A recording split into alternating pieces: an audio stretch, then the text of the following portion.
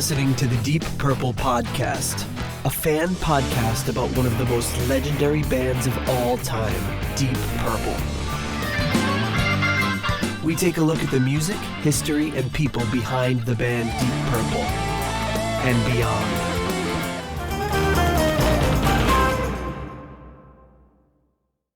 Welcome to the Deep Purple Podcast, the first and only podcast devoted to one of the greatest bands in rock history, Deep Purple.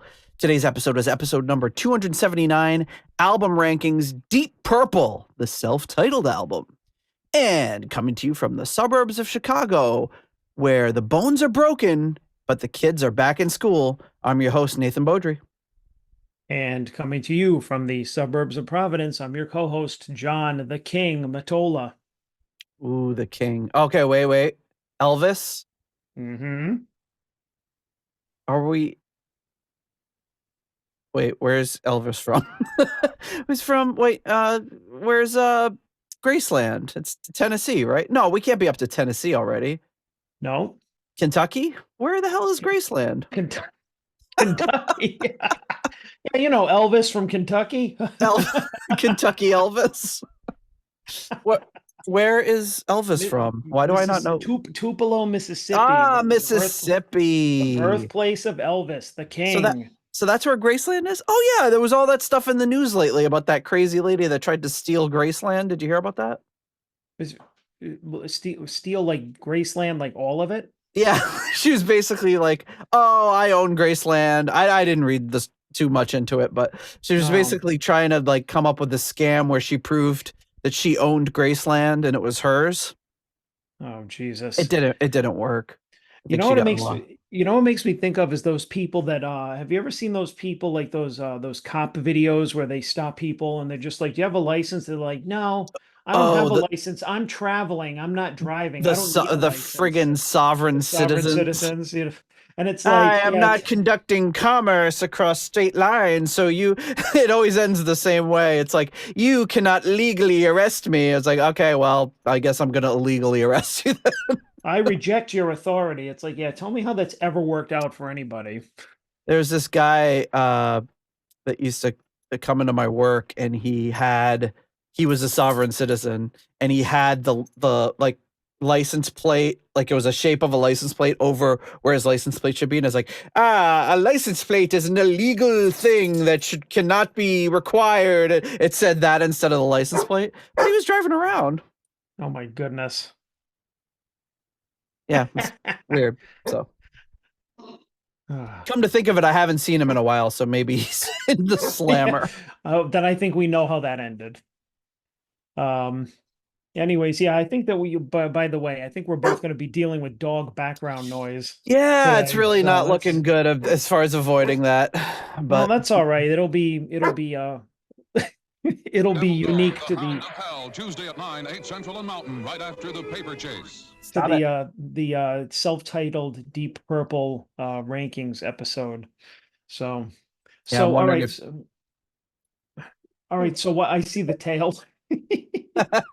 Yeah, I won't let them in here. So yeah, well, I'm fine with her being in here because usually she just sleeps on the floor, but today she's all riled up. Well, it's the first day of school, so my kids are back at school. Wow. I know it's very, very early. Like when we were kids, like school didn't start until after Labor Day.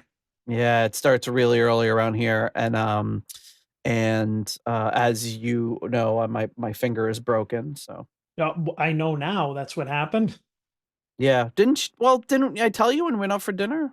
Yeah, but you were just like, oh, I think it's bruised, or oh, it really hurts. Like wait a minute, or maybe it was broken. I don't know. I just remember you were telling the story, and you're like, yeah, but I mean, I thought that it ended up with like, yeah, I think I'm okay, but maybe not. And I don't know if like the resulting thing was you saying you broke your finger. Oh, did it happen that morning? It happened like within like the past day of when we. Yeah, because it happened the day that I got to Rhode Island. So I went in to see my orthopedic doctor on the morning of the flight because I have this tennis elbow that's been bothering me. Right. And he was like, gave me a note for work and all this sort of stuff. Flew out that night to Rhode Island, woke up the next morning. My son's like, hey, let's go run down the embankment behind Nana and Grandpa's house. And I was like, sure, that sounds like a good idea. So I decided to do it in my old age and bit it hard, face right into the gravel, flipped over. Would you be quiet back there? And yeah, I just banged up everything, big cut on my forehead. And yeah, they were like, oh, maybe it's not broken. And then we went to Scott's house for the day, and he doesn't have great cell service down there. And when we left, I had all these voicemails from them like, hey, regarding your finger, can you call us back? And I was like, well, that's not good. They're probably not just going to be like, I wanted to see how it was. And they're like, yeah, we had somebody else look at it. It's definitely broken. So they put a splint on it. I got that off tomorrow night. I just got the buddy tape. So it's taped to my other finger so I can start stretching it, getting my range of motion back. My favorite part of that story, though, was like when you were walking back and your kids were just randomly laughing at you. Yeah, it was my son was just like, that was hilarious. I'm like, it must have been, because I mean, it was the true definition of ass over tea kettle. Like, face into the gravel, flipped over, injured, just bad times. Oh. So yeah, so we're on a live stream today with a bunch of patrons. So really appreciate everybody dialing in. So of course, if you want to help support the show, remember our show is 100% listener supported and ad free. So if you receive some value for the show or from the show, consider giving us some value back and keeping us in good things, making sure we get all the albums we need to review, like this one right here. Oh, that was so fast. Maybe you can pause it and see what it's going to be coming up. Actually, we're not even reviewing that. It's just it just came in the mail. So yeah, you can leave us a 5-star review on Apple Podcasts. That helps support the show and doesn't cost anything. You can buy some merch at our Etsy store. Just sold a mug yesterday evening, so I gotta ship that out. Ooh, was it the first one in how long? It's been a while. It's the shipping is a killer, you know. It's like I maybe I'll for Christmas I'll put them on sale or something. So, you know, so the shipping is not quite as bad. You can also donate on PayPal, $DPPOD on Cash App, or support us on Ko-fi. Any way that you want to help support the show, we appreciate it. Tell your friends. So, speaking of ways to support the show, and speaking of patrons, new patron. We have a new patron who signed up, and this patron is going to be known as Graham Bonnet's Disco Pants and Haircuts. So thank you. It's a good one. This is just makes like the weekly reading of the patrons like even longer with these nicknames. Yeah, the nickname is going to be a paragraph long. But Graham writes in and says, hey there, I'm happy to be here. Please call me Graham Bonnet's Disco Pants and Haircuts. I'm listening to Down to Earth at the moment. I was 13 when Perfect Strangers was released. The organ intro blew my mind. I picked up the cassette tape along with Deepest Purple from the Columbia House Records Club. And this is what kicked off my journey into the Purple world. I've been exploring their insane family tree on and off ever since. I was thrilled to find you guys on YouTube years ago. I've converted to the podcast stream now, but I will still watch the video when I can. It's nice to know that there are others like me who love to deep dive into the great band's history. So thank you for that. And he says, the Deep Purple story has so many pieces, and the two of you lay out and fit those pieces together very nicely. Keep up the great work, fellas. So, hell yeah. Thank you very much. And then, not to be outdone, new patron. We have a new patron joining us. Well, a new patron, but a very old listener. And, well, you know, I don't know if he wants us to use his real name, but somebody we mentioned on the show in the past and interacted with on social media. But his name he's going by, also joining us at the $1 made-up name tier, is Eddie Lyon. All right. So there you go. So that makes me think of, I told him that makes me think of Nate Lyons. Do you remember Nate Lyons? Who's that? Who the hell is that? Wasn't it like a supermarket? Nate Who the hell is that? Nate Lyons? Maybe if I sing the theme song for you, it'll jog your memory. Do you remember home of warehouse pricing, Nate Lyons? No. You don't remember Nate Lyons? No. How about, hey, Nate Lyons is going to be all right. Nate Lyons. I don't know if Nate Lyons is all right. Probably not. What? I tried to search for it and it just brought up something said Nate Lyons led by donkeys. I guess it's a podcast. But yeah, Nate Lyons was like a local grocery chain. So I don't know. Mark, do you remember Nate Lyons? You'll have to let us know. I'm sure our UK listeners don't. But I asked him if he wanted me to use that theme song as a jingle, and he said no. He wants me to use this Ritchie clip. Homosexual. So I'm going to use that one instead. Was that Ritchie just saying homosexual? Yeah, it's from a great interview from, speaking of Graham Bonnet from the, I think it must have been from the tour for Down to Earth.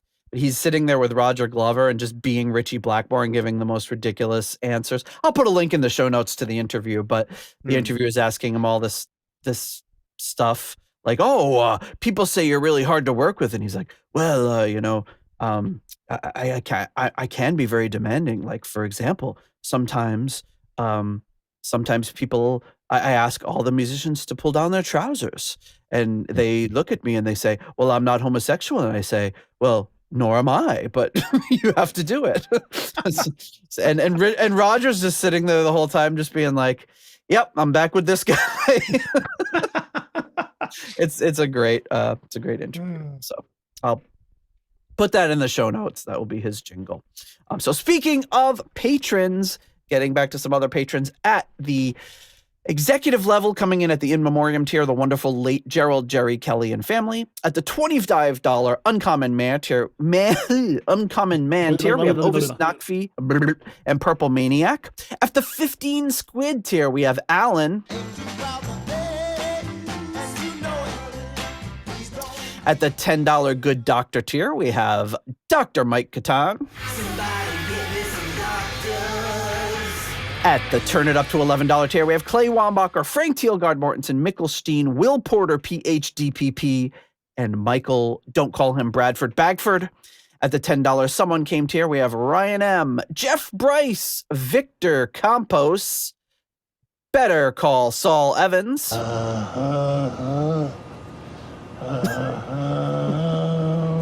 And Peter from Illinois. And at the Hughes Ween by 2033 tier, we have Fielding Fowler.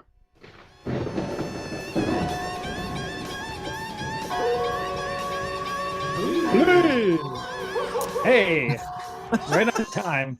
Yeah, there you go. Well, for you it was, but because of the delay, it'll be off. So yeah, we've got some. So as we're recording this, next week, a week from today. Today, yeah, a week from today. We'll be meeting up. You, me, Rich, Scott, all meeting up at the Michigan Lottery Amphitheater at Freedom Hill, Sterling Heights, Michigan, for a Deep Purple show. Then we'll be racing back to Chicago. If we live through our trip in Michigan. Hopefully we will. And then we'll be racing back to the Credit Union One Amphitheater in Tinley Park, Illinois. I've heard from a few people that are going to be joining us. That show is on August 23rd in Tinley Park, Illinois. So we're saying Detroit and Chicago, but it's really Sterling Heights and Tinley Park. So in the area, but not quite. And then on Saturday, August 24th, me and Rich, and probably that's it. We'll be staying in the Chicago area, sightseeing or whatever. Yes, and sadly, the original plan was to stay at my house, but as my house is being torn apart, it's probably not the best place. Now, will you be around for that extra day where we're just going to hang out? Like, regardless that you won't, be... Because Scott's going back, but you're still going to be like available. We're just not going to be staying with you. Right. So yeah, we could probably have dinner here and stuff and hang out with the family and all that. But yeah, nothing. And we probably record our episode on the show. All right, I just got to remember, like, all right, if we're going to your house, I just got to remember to pack some, like, pack my workout shoes because one or both of your sons is going to definitely challenge me to a Yeah, basketball rematch. he may have mentioned that the reason you couldn't come to see us in Rhode Island was because you were scared to face him again. I am scared. I'm old. I'm older and less mobile. Yes, he's older, and he's also older and bigger at the age where it comes to your advantage. Yeah. Well, I So mean, my nieces were here and they wanted to go rock climbing, and I'm like, Uncle Johnny is jacked up right now. He can't. I'll watch, but I won't do it. yeah, I tried going cliff. I don't know what you call it, cliff surfing, and it landed me in a splint Yeah. with a See. gashed forehead and a bruised. I don't know. He told me what I bruised, the doctor, because I followed up with him yesterday. I can't remember what it's called, but it hurts like hell. So that is not all. We also have an Apple Podcast review. Hey-oh! Wow, Been a that's while the since first I one in a used that. while. Yeah. Yeah, it's been a really long time. We've got quite a few in there, so we don't get them as much as we would like. But this one comes to us from Martin Hedgerot in Germany. I probably spelled that wrong. Or no, Hedergott. Martin Hedergott in Germany. 5 stars. Title is equals one of the best podcasts out there. Very nice. So he writes, pure gold. The guys really know what they're talking about. This podcast has to be the most complete series about everything Deep Purple.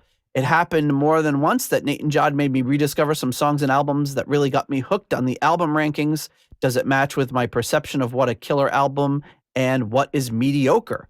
Wait until John tells you where it found its place in the spreadsheet. And if that's not enough, and you want more of the Deep Purple and the family tree, they got you covered. Have I talked about the well-researched build-ups to the albums, or how they feature the band members with their work before joining the band?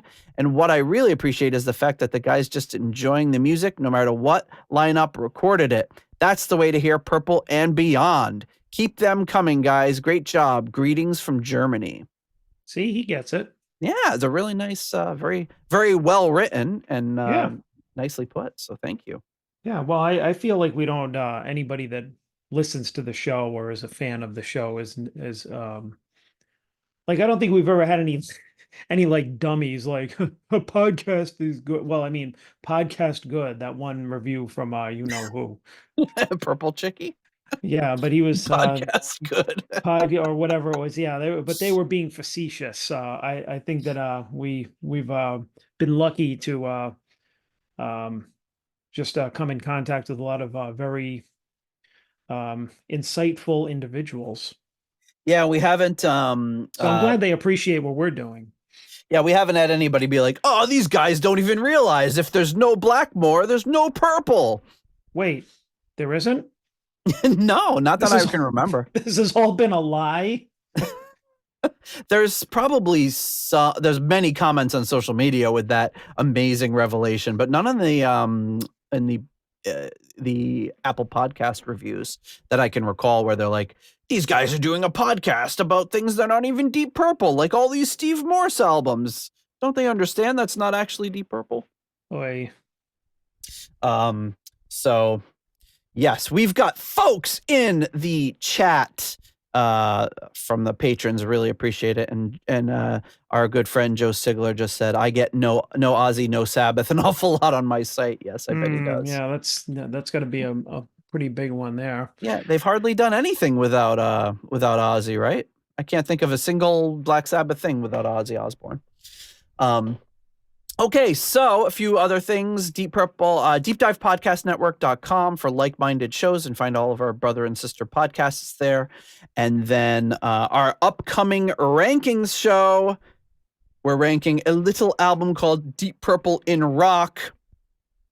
And that'll probably be sometime in late October, early November. So those rankings will be getting sent out soon. I expect we'll get quite a bit of folks participating in that one. Although we've had some really great participation in these first few albums. Okay, so before we get on to the rankings, there is one last thing that we need to do, and that is, of course, Postcards from the Edge of Connecticut. And boy, do I have a stack of podcasts, or a stack of postcards that have built up. I have some stuff too. So oh my goodness. So I don't know. I don't know if I should do. It depends. You have a lot of stuff, and I have some stuff too. So maybe I don't know. Depending. Yeah, I will do like a few, but I'll break these up over multiple episodes because there's just so many. And they might be out of order. I tried to keep them in order, and now I'm looking at them, and they're a complete mess. So we did last leave you with this trivia postcard about Massachusetts, and question number 9: what is the nickname for Massachusetts, John? Oh, Beantown. That's Boston. Oh, I wasn't listening. I don't know. Mass. Well, well, here's the thing. I didn't really think of it as a nickname, but you know that Rhode Island is the ocean state. What is Massachusetts? Well, I think Roback gave me the answer here. The Bay State. Ah, yes. Yeah, see, I cheated. Thanks, Mark. Feeding you answers. I was thinking they were gonna say Taxachusetts, but so I'm gonna retire that one. We won't go through all the trivia. I've got, speaking of our good friend, we got this one. Look at this. A beautiful building in Barcelona. And this says Basilica de la Sagrada Familia. And it says, it's postmarked from Ireland, though. It says, "Hey, Nate, here's the largest unfinished Catholic church in the world for you. Started March 19th, 1882. Not done yet. The Roback. Mailed from Dublin since I had Irish stamps." Wait, did I do this one already? I think so, maybe. I might have done this one. It sounds familiar. Yeah, I did. Oh, you know what? I messed it up. Okay, those go in the bin. Let me do. Oh, here's one that actually just came in the other day. This says Koblenz, Rhine and Mosel, sorry.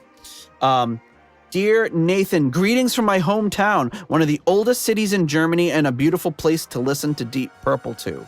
I hope this time around the card will actually arrive. Signed, Raphael, aka Raff." So Raff Calf sending it some stuff written in German. Oh, I probably shouldn't have shown that because it had my address on it. There's some stuff written in German on it, so I don't know. Maybe I can call him and try to read it to him and amuse him with my bad pronunciation. This one, this is a couple more here. All right, so yeah, I'm going to retire the rest of these for another day, but I do have one package. Actually, do you want to do a couple and then I'll go to my package? Hey-o. Okay. Yeah. Hey. So seeing as spoiler alert, I got one from the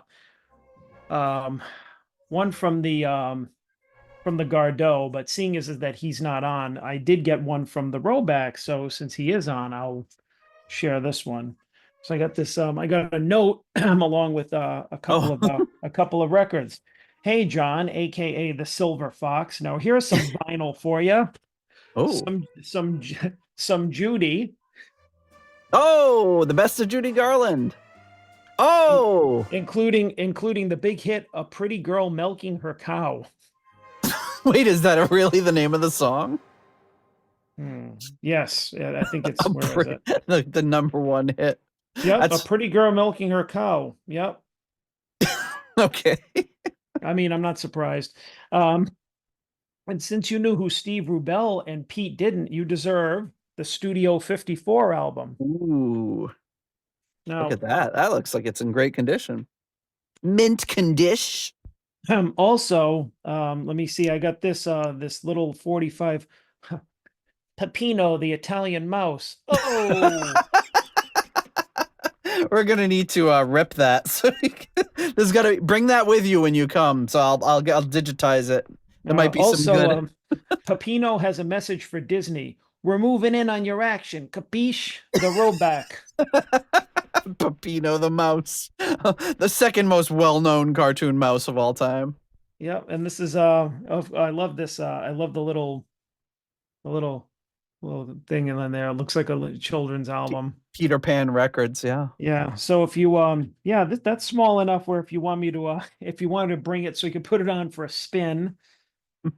And I'll save and yeah, so thanks, Mark. Those were a couple of things he sent I think within the past like month or so. I got something from Pete, but I'll save that for the next episode because that's a whole that's a whole thing in and of itself.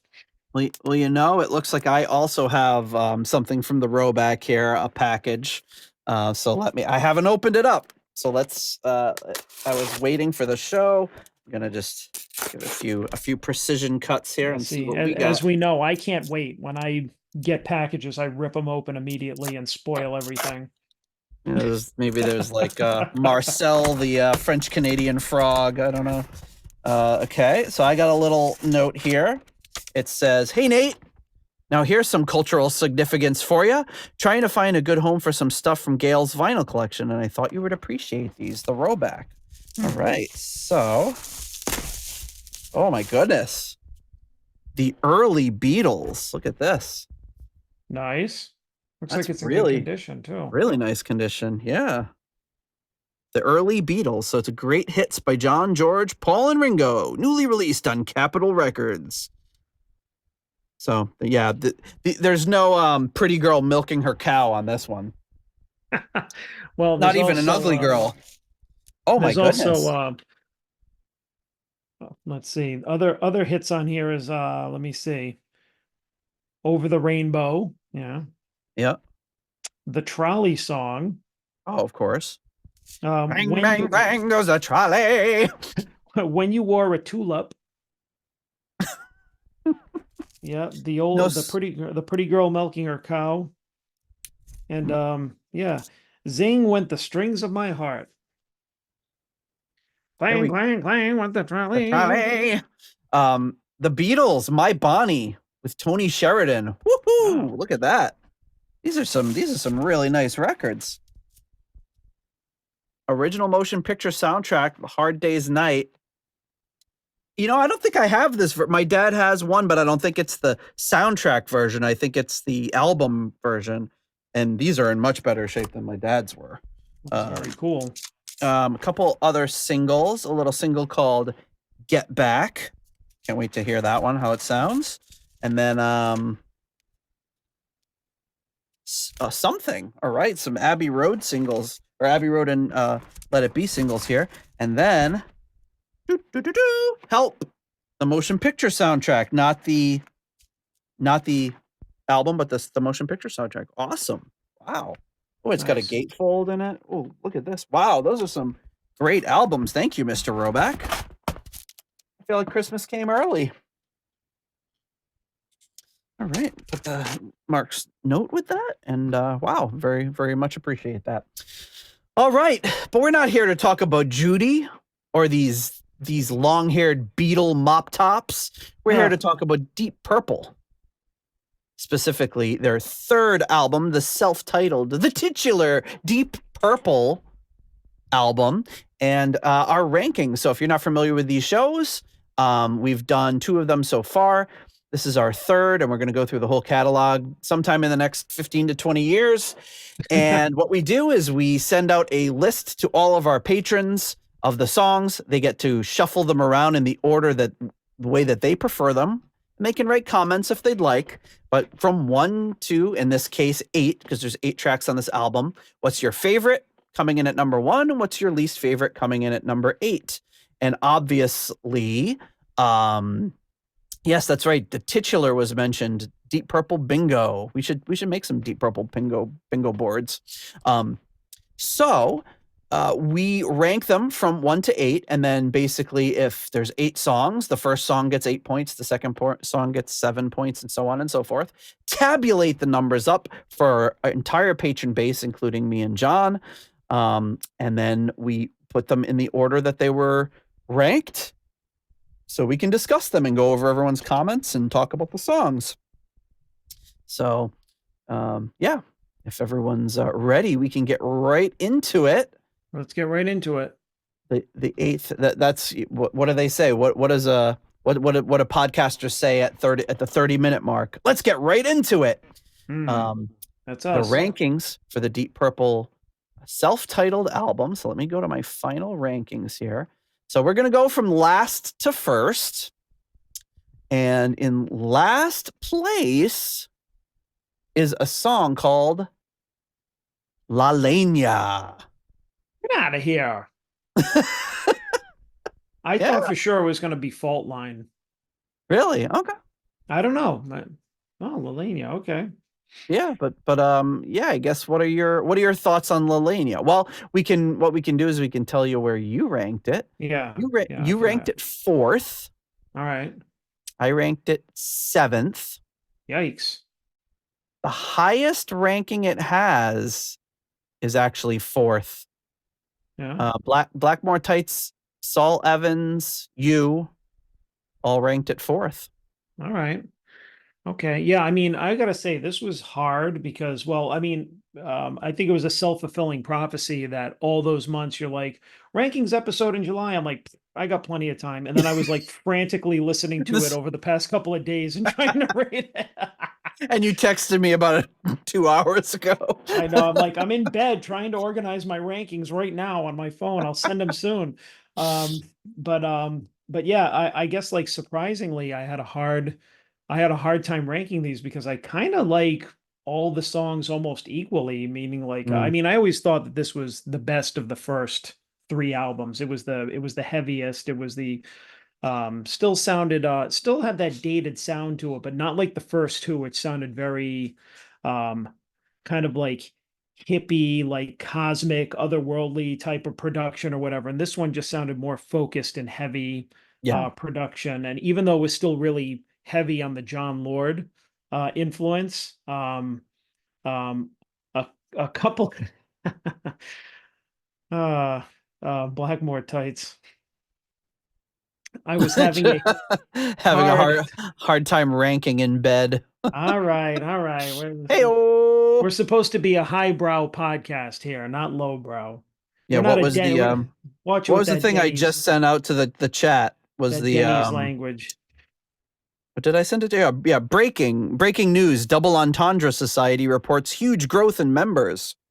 All right, but anyway, yeah. So enough of that Denny's humor. All right. But anyways, yeah. So just a little overview is like, yeah, I thought that this was like the first time I heard this album, I just remember thinking, yeah, this was definitely the best of the 3. Thought it was the heaviest. But one thing that I noticed, which could be a recurring theme in these, is like number 1 is like Ritchie finally got over that god awful atonal guitar soloing that he was doing like the previous 2 albums. Like he was finally like getting his footing, which was awesome. Yeah.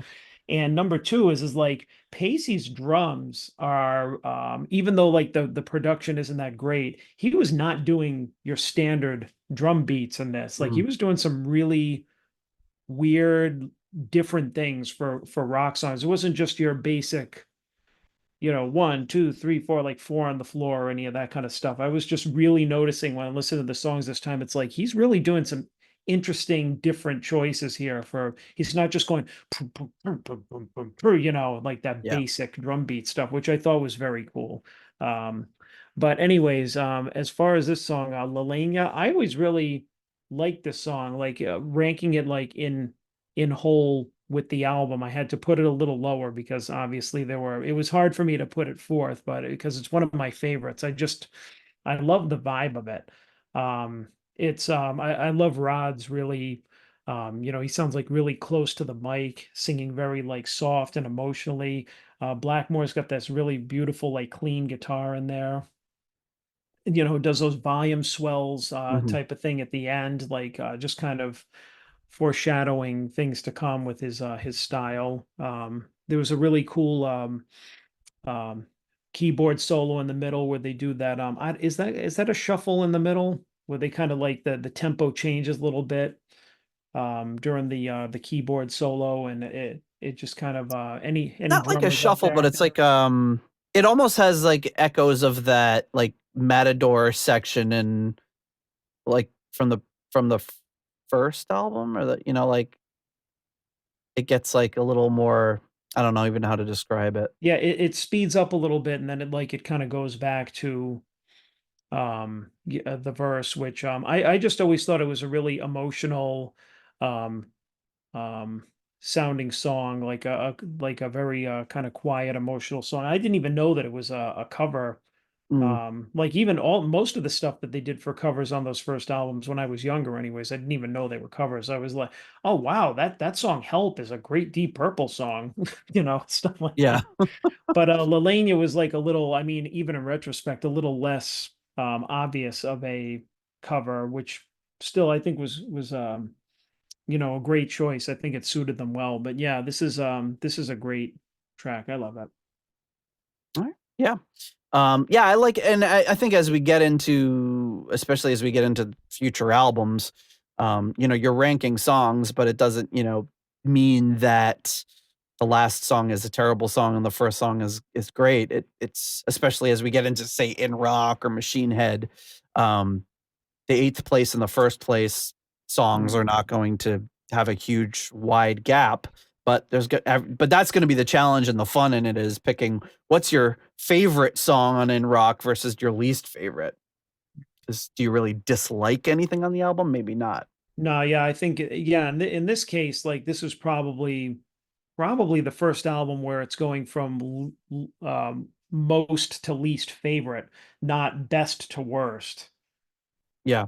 You know what Yep. I mean? Like there's no Yeah. worst on this album. Like there's no songs that I was like listening to and like I don't like this. That's why I was like I had two I knew would be my bottom pick and one I knew would be my top, and then there were like those five in the middle where I'm like, how the Mhm. hell do I shuffle these around because I like them all equally? But And I'm this sure was there's gonna be, like, one of when them. I think of Machine Head in particular, it's like, what's my least favorite song? I haven't thought about it, but it's gonna take some time to say, Yeah. you know, my least favorite song. If my favorite song's a 5 and my least favorite song's a 4, what, you know, what, it's not really Yeah. super, it's hard to say. Well, it might have Um, to come down to which one do you enjoy listening to the most out of all of them, which would yeah. probably come down to um, fatigue factor for It's that yeah, album. I mean, But that's gonna be another challenge, is how do you not let the fatigue factor play into hmm. the songs? Like, But there's songs on there. in terms of this album, you don't have that. So we're just kind Right. of ranking the album as something that doesn't have a lot of stuff on it that's well known. So, but it was still hard because Yeah, it's like, "Oh, not the painter again." They just God, won't I've heard it stop with the so song. much. Heard Be it great so if they much on the busted that out radio. next week. Jesus, yeah, I know, right? But we got some good comments on this one, some funny stuff. Raf Calf opens it up with, "Snoozer, this song never gets off the ground, plus it contains the phrase la-di-da, Oh, revolting." oh no. La-di-da. Uh, so we know that Raf Calf's not a fan of that phrase. Um, Michael Bagford says, "I know people might not agree with me on this, but I can't really get into this cover. At this point, I think they knew it was time to ditch playing covers on albums." Yeah, it's very, very true. It's kind of the last, well, not the last, should have been the last, but not the last time. Scott Haskin says, "Blah," in Count Matola voice. Oh, come on. Man, I can't believe I am in the minority on this. You know, I like the vibe of the song. Like, I remember hearing this for the first time and thinking, "Oh, this is different." But you know, it's not, definitely not what you'd expect from Deep Purple. But I I don't remember know. liking it and thinking, "Oh, it sounds so different." Then you learn it's a cover and you're like, "Oh, well, that makes sense." Well, I don't know. I just think that there's that part where it picks up and Rod has some great vocals in this one. He's like, run your hand through your hair, Yep. that kind of stuff. It's like that's quintessential Rod. That's Yeah. great. How could you not like that? Even that one moment. Blackmore's Tight says, "Great cover, much better than the original." Yeah, there we go. Saul Evans says, "John Lord stepping up again and Rod doing what he does best." Yep, there we go. Mark Robeck. Mark Robeck says should be called La Lamia Costanza. Can't stand ya. La Lamia is pretty good. All right, so we're kind of divided on this one as a group. That's okay. Rich says slightly less shitty than the Donovan original. Oh well. Trying to see. I don't know if I'm going to read them all, but just kind of scanning through here. Well, the Arthur funny Smith, ones you got to read, you know. Oh yeah, there's a lot of, we've got some funny patrons. So Arthur Smith says feels like a work in progress. Child in Time lyrics aren't too good. Yeah, that's actually kind of interesting to think of it as like a precursor to Child in Time. What else do we have? Kev Roberts, obvious comparisons with Blindman, and they're really sounding like they're all on the same page now. Really good track, but I can't make my mind up whether it should have built to a more bombastic closing or if it's better left understated. Duncan Leask, out of place on this album, but I do end up singing it around the house. Joe on the chat right now said, "Is it over yet?" Guys. Gardo says, just writes Z's. He says, "I can't blame ya, Lalania. G's." Oh wow. Our patron Sarah writes, the only cover of the album, and honestly, I would have preferred an original tune. However, I really like the tender performance Rod gives throughout this piece. I really love the dynamics of a vocalist he is, and I think it shines in the album the most in Deep Purple and obviously on Captain Beyond. So yeah, some really good emotion in that one. Anton Glaving says Rod at his most snobbish sounding. Jelly Bean. Oh, for some reason these are kind of I gotta adjust these cells so I can actually read them. Give me 1 second here. Okay, forgot to adjust those. Jelly Bean says, did not know this was a cover until I heard it on the Deep Purple podcast. First listened to the album on a dodgy dub from a very cheap cassette. Always thought the line was, "That's your rotten life, Lalania," which wasn't out of place. Rotten life. What? Maybe he says lot in life. Yeah. And then, yeah, Kenny Wymore says Rod's voice is fantastic on this song. Yes, it is. So there you go. That's the first track. Oh, you know what? I didn't put our rankings in for our rankings lady. Oh my goodness. I should have put her oh man, I messed that up. Still new on these rankings episodes. Maybe I'll do it while you biffed it. I'll do it while you're talking about the next one. And I'll do my best impression until I get them loaded up. But yes, number 7, the number 7 song on this album is, you guessed it, Fault Line. There we go. There we go. It's hard to rank like these little instrumental interludes the same way you rank like full songs, but yeah. But there you go. What are your thoughts on Fault Line? I mean, if I had to, I picked this song last, I believe. I put this song last, which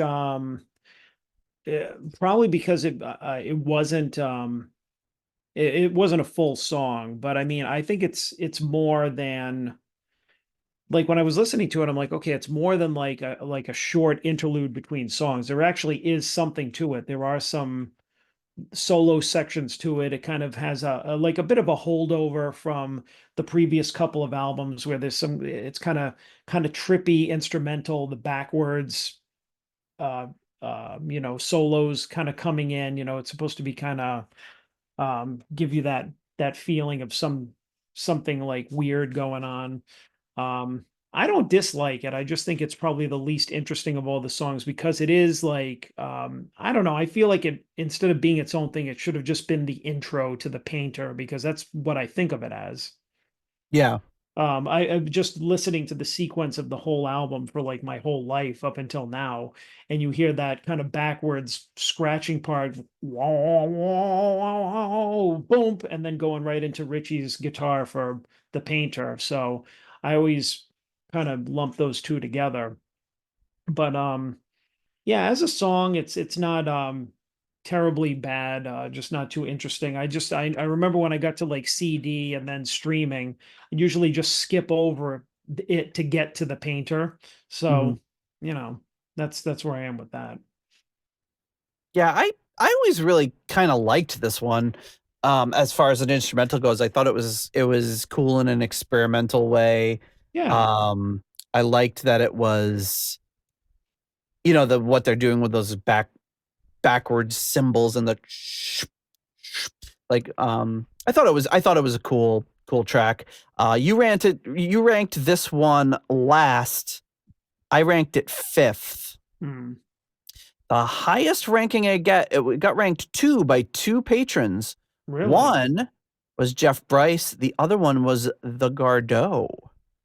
Really? Yep. Durple Purple ranked at number 3, but it does get a lot of 7th and 8th place finishes. What are some comments about it? All right. Comments on this one. Let's see where we go to it. Gardeau, explain yourself. Rafcaf says the backwards organ is a cool sound, I guess, and the guitar line sounds aggressive, but to me, not really memorable. Michael Bagford says, I like the Scooby-Doo atmosphere of the short instrumental. I think I need more explanation on that one. Scooby-Doo? Does it just it just sounds like it's a Scooby-Doo sound effect? Well, yeah, I mean, if you as soon as they said that, I could just picture like everybody like creeping around with that being the soundtrack. Oh, yeah, I guess I see that. Yeah, Gee, Scoob! Zoinks! We get some Scooby snacks. Then we got, what else do we have here? Scott Haskin, cool idea. I've always wondered if Are You Experienced by Hendrix wasn't an inspiration for this. Yeah, very possible. Okay. Yeah, because that's the type of thing that was coming out around that time. That's actually a good point. I know that Hendrix had some of that backward stuff. A lot of bands were kind of experimenting to get those weird psychedelic, otherworldly type of sounds. Probably so people could like do drugs and listen to the album. Why not? Weston Supermare Pilgrim says, one word, terrible. He doesn't even say one word. He just posted terrible. Oh. So there you go. Blackmore's Tight says, really like this, but something has to be last. This is the best instrumental lead-in track of the Mark I era. I would agree. Well, I mean, it's different, it's like the other stuff is more like orchestrated and things like that. And normally we've found, I think on the first 2 albums, that we tend to like the instrumental openings better than the songs they go into. But this one, oh, you know what? I'm sorry. I forgot to mention that Nikki did send me his comments. Oh, well, Nate. I know, I'm so stupid. Nate, the bass player of the album. Oh, yeah. Some guy named Nick Simper sent his comment. Well, the problem is I put it on a separate sheet. So did he rank or did he just send his comments? He just sent comments. So right. You know what? I will finish our patrons and then I'll backdate the one that I missed and then we'll go to this one. So sorry, Nikki. That was I have data in too many different places. I got to organize this. I'm over mousing here. Mark Roback says, let's play with studio effects. Yeah. Which is probably what the genesis of that was. Saul Evans says, to be fair, this is shite. Rich calls it filler line. Okay. So we know where he stands. Norman Weichelbaum says, one reverse effect does not make a song. Arthur Smith says, pointless noodling. Stuart McCord says, excellent classy playing from Ritchie and interesting use of the reverse drum check. I'd have perhaps liked this piece to be a bit longer, but it's a great intro segue into the Painter. Kev Roberts says, this is great, but what the hell happened? Has the makings of a great track, but it seems they lost interest and just moved on. Shame. Duncan Leask says, good enough to be stolen by the charlatans in the early 90s. great soloing by Blackmore. So not sure what he's referencing there, but I'd like to hear it.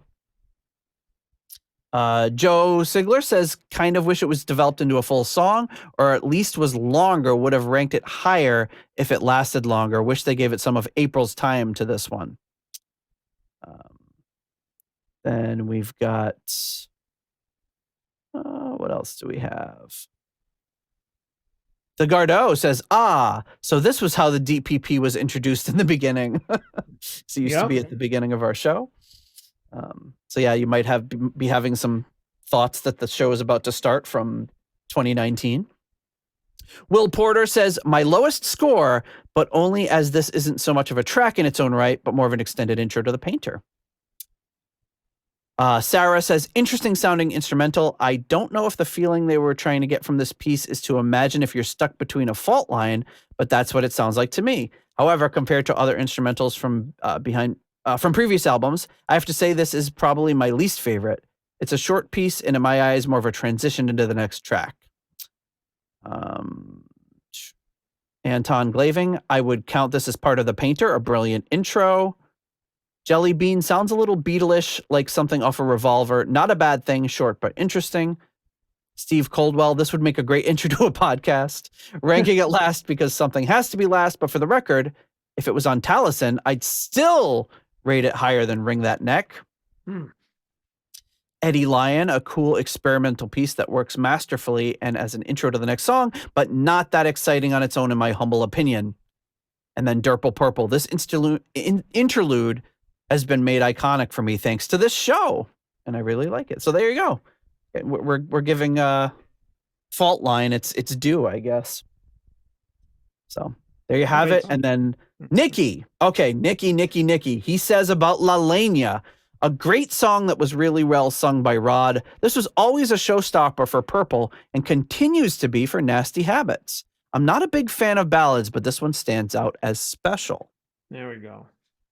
And then about Fault Line, answering Sarah's question, a bit of psychedelia that seemed like a good idea at the time. There was a lot of speculation in the USA during the 60s that the San Andreas Fault could erupt at any time and pitch California into the sea. So we messed around until we had what we thought represented an earthquake. Just a bit of fun, really. Okay. So remember, even growing up, I remember that, like, oh, California is going to be an island. And it was it the movie, was it Escape from New York or Escape from LA? Would make more sense if it was Escape from LA, where they show you the map at one point. It's like, oh, California's in the sea. And it was supposed to take place in like 1999 or something. Yeah, we're just like ridiculous stuff. Yeah, I think like more like maybe a million years from now, but not so much in 1999. It didn't happen. Okay, so that's Fault Line. So what is coming up next in the rankings? Go to the scores, and I think I have it. So this is coming in at number 6. Oh, I guess I should say number 6, and that is Bird Has Flown. Oh. The Zoom kind of cut you out a little bit, but I just heard like a little croak from you. Well, I mean, maybe my motion will clue you into is how I feel about that. Now just watch. I would say it's shock, betrayal, disappointment. Yeah. I think those are all ways you could describe this. Okay, so Bird Has Flown was ranked by you number 3. Yeah. And by me number 4. We have a few more 3s and 4s throughout. We have a 2 by Norman Weisselbaum and Stuart McCord, and somebody ranked it number 1. Wow. And that is Kev Roberts. Nice. So what do you think about Bird Has Flown? Well, and by Blackmore Tights. By Blackmore Tights. I like that little cluster of coughs there. Trying to be authentic. So I ranked it 3 for a couple of reasons. Is like I remember when we did the Nick Simper episode, is like that was one of the songs that I had heard that him and the Nasty Habits had done live. Mm-hmm. So I thought that it was it was really it kind of breathed new life into it. But and of course hearing it the album version, it still sounds dated to the time, of course, but I thought it was really cool that Ritchie was using that heavy wah intro. It was probably one of the heaviest intros that he had done, like kind of like a riff. The whole song honestly is Ron has a kind of like droning type of vocal during the verse, and then it picks up a little bit during the chorus, and then he does a little the bird has flown, and then Ritchie does the volume swells again, which is just very cool stuff that he would use to greater effect later.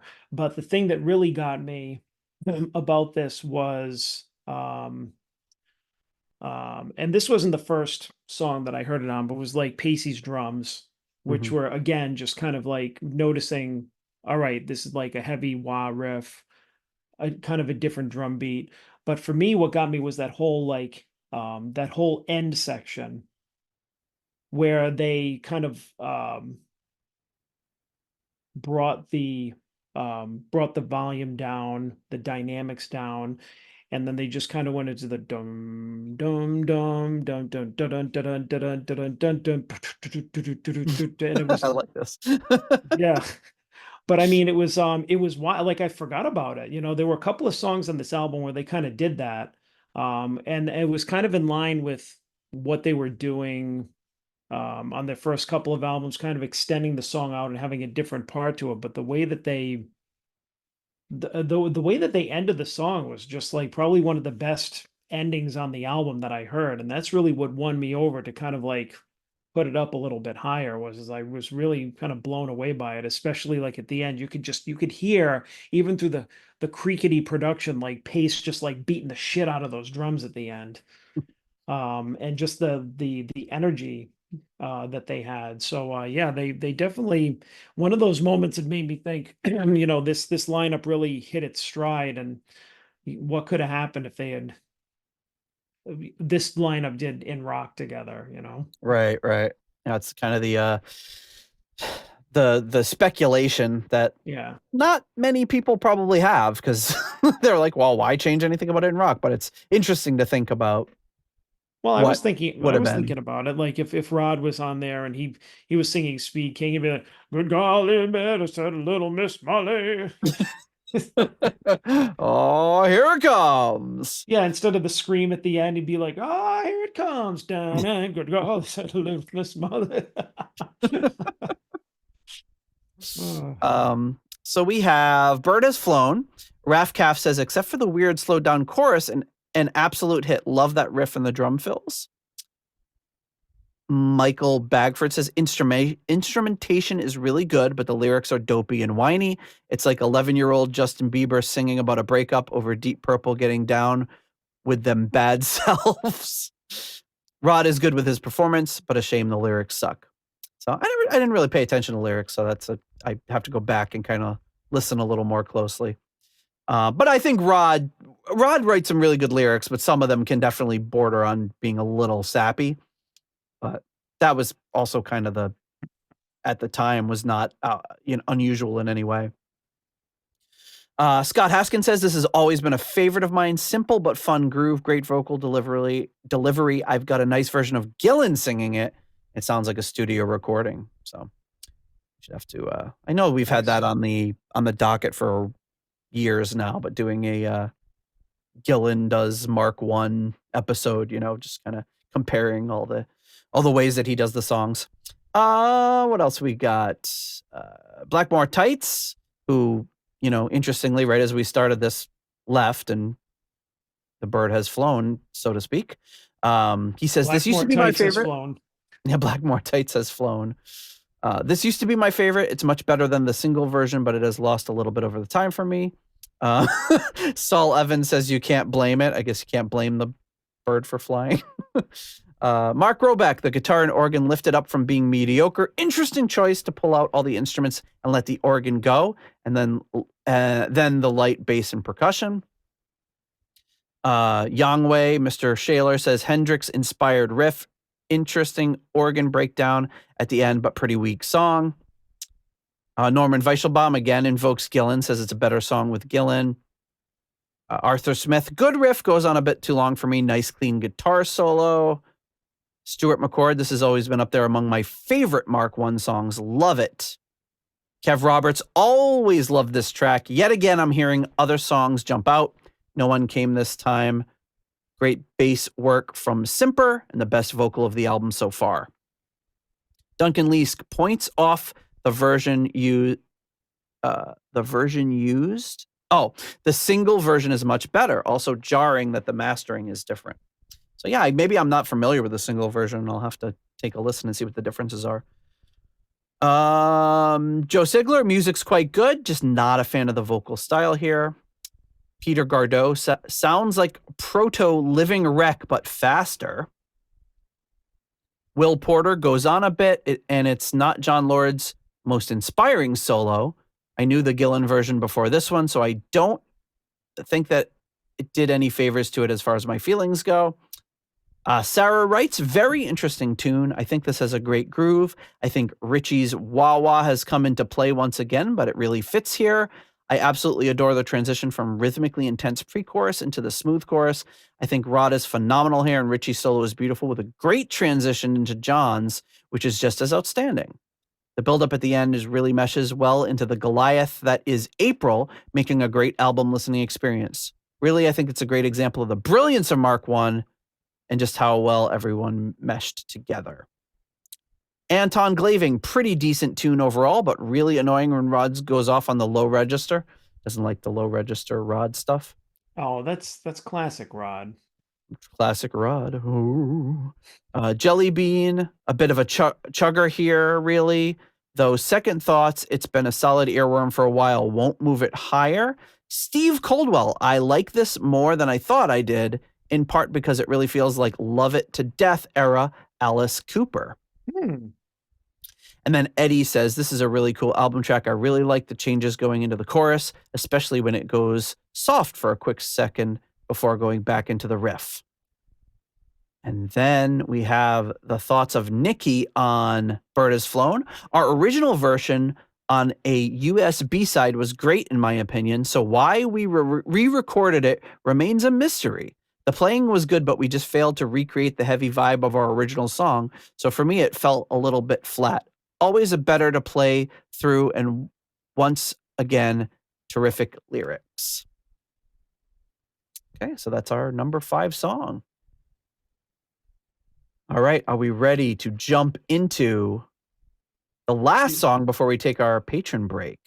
Did you say what Nikki said about it? Yeah, that was the last one. Oh, okay, all right. I missed it. He talked about how... So yeah, so he's kind of agreeing with what a lot of people said, is that he liked the single version better, and he is just as confused as everyone else as to why they re-recorded it for the album. So I don't know, but yeah, it's tough when you hear a song for the first way and get exposed to it, whether it's Gillan singing it or the original or the original single version. It's hard to listen to that 50 times and then all of a sudden the album comes out, or you listen to the album and you hear this other version, you say, well, that's not what it's supposed to be. All right. So, any predictions as what the 5th track could be? The 5th highest ranked? No. I mean, at this point, it's anybody's game, I guess. That is true. Well, number 5. There we go. Number 5 is none other than Blind. Hey. That's where I put it. There you go. So, perfect lineup from John. I ranked it 6th, so not terribly far off. Highest ranking, it did get ranked number 1 by Blackmore Tights. Wow. By Scott Haskin, and I think that's it. It's got quite a few 2s, a few 7 and 8s. Kev Roberts ranked it last at 8, and it got a few 7s. Darple Purple also ranked it last at 8. So, what do you think of this song? I mean, it was hard for me to rank it like I guess it's somewhere. Yeah, it's somewhere in the middle-ish, I guess, like one below the middle, right? Mhm. But I always liked this song. I always thought it was really different because it has that really distinctive like harpsichord melody Mhm. that John Lord plays throughout, which gives it a really kind of Baroque style classical tone, which was um obviously what they were going for in those early days. It just kind of really showcases how John Lord was the quote unquote leader of the band at that point. His influence was really well known, but that kind of Baroque style, classical style sound throughout this made it really different from typical songs at the time, I think.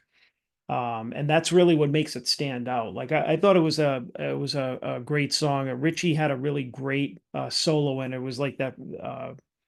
He kind of like took his time with it. Very overdriven, distorted, slow type of solo. Again, it kind of almost bordering on what he was doing like a year earlier, but again, none of that out of tune, falling down the stairs cat shit that he was doing before. It'd be great if it had some incomplete bends. But yeah, I really like the kind of classical feel of this song because it's like I said, it's really different from anything I heard at the time. And one of the things, along with I'm sure we're going to discuss later, the things that made Deep Purple really different and this song really different. And the thing that I really liked was just kind of at the end, the way that he ended the song, like that harpsichord melody was so Mhm. pronounced, and he really used it to this great effect, especially the end of the song where he just did this kind of like really drawn out kind Mhm. of ending, kind of grandiose, like dun dun Boom. bum bum bum bum, Yeah. and Yeah, it's very grandiose. yeah, so it's kind of like not a ballad, but it's, I don't know, it had this feeling to it that I can't put my finger on, but just another. I think it was another great song, really uh, unique for them, and something that I don't really think we heard a sound that we heard John Lord use ever again, or if very rarely, but not as much through this as he did throughout this whole song. Yeah. It's interesting you mentioned the bends, and what I thought about when you mentioned that was the part where he goes Yeah, doom bam boom boom boom boom boom, and it does all those great drum fills. Like that could have easily been that was kind of a trademark of Mark One where they would do that stop and then Richie would do he did one of these like so they could have done something like that and it would have taken it away, but uh I think the way that he does that little harpsichord fill is really, really cool. I don't even know it's a fill, it's part of the song. It's like a written part, and then you have the drum fill. So it's interesting. You've got this trippy sort of psychedelic harpsichord thing going on. yeah, Some great drum fills. But yeah, it shows kind of the versatility of everybody. yeah, Yeah, it's a cool song. It's definitely a cool song. Definitely uh, uh, it's a unique track for yeah, sure, and you don't hear a lot more from their catalog, and it's John Lord written, so that's part of it. yeah, Um, but yeah, really cool song. Listen to what our patrons have said about Blind. Raf Kaff says one word, harpsichord. So that could be good or bad, but he ranked it a 3, so I think that's good. Michael Bagford, this is a cool track. Scott Haskin, I love the groove of this song and the drums behind the harpsichord solo as well as the vocals. Uh, Weston Supermare Pilgrim says typical John Lord song, classic sound, nice. Blackmore Tights, my second favorite Mark One ballad after Anthem. Rod's voice is amazing on this. Saul Evans says Lord elevates the song. The Roback says, very of the time song. Rod sounds great. So does Pace. That guitar tone and mix is too much. Proto Blackmore's Night with a question. Never thought about it. Yeah. I mean, the whole, I mean, I guess I forgot, I forgot to mention, like, whenever, like, the feeling I get when I hear this song is like you just picture like John Lord behind the harpsichord, like wearing just like a big powdered wig and a petticoat, and One of those like ruffs. Yeah, ruffles and shit. Yeah, well, I mean, that's the image that I always got in my head. That's what with the really like the blush on with the really big red rosy cheeks and the little like drawn on mole in the lipstick. Oh yeah, like it looked like everybody in like that movie Amadeus. Yeah. Yeah. But that's the image that it always kind of evoked for me, because I mean, just based on the sound of the harpsichord, because it was such a kind of almost like a relic sounding kind of sound on this, even from back then. But I mean, you could get away with that shit back then because everybody was just throwing everything at the wall, and it's just like, oh yeah, psychedelic, trippy, experimental, blah, you know. Yep. So yeah. What else do we have here? Rich says pretty much exactly what Roback said, which is very of its time. Great harpsichord solo. Norman Weichelbaum says very melodic. Love John's interludes on the spinet, which I had to look up. It's basically like a small harpsichord. So I don't know if that was what he's actually playing or if it was a harpsichord or what the difference is, but Norman would know. He's a very knowledgeable musician. Arthur Smith, quite dull for purple. There's a few things chucked in for interest that lift it slightly. Stuart McCord, I enjoy this one quite a bit, and I could well imagine this being at home on one of the Mark II albums with Ian Gillan making a really good job of it. It's interesting to think of Gillan doing this one. Kev Roberts says, bit of a backward step for me going back to the heavy 60s sound. Pacey shining again, though. Given the news headlines recently, I lost concentration as I started singing along with the lyrics and found myself drawn to sing, I stand in the haze watching Stormy's nipples grow. No further comment. Maybe I should read these in advance. That one snuck up on me. That's funny.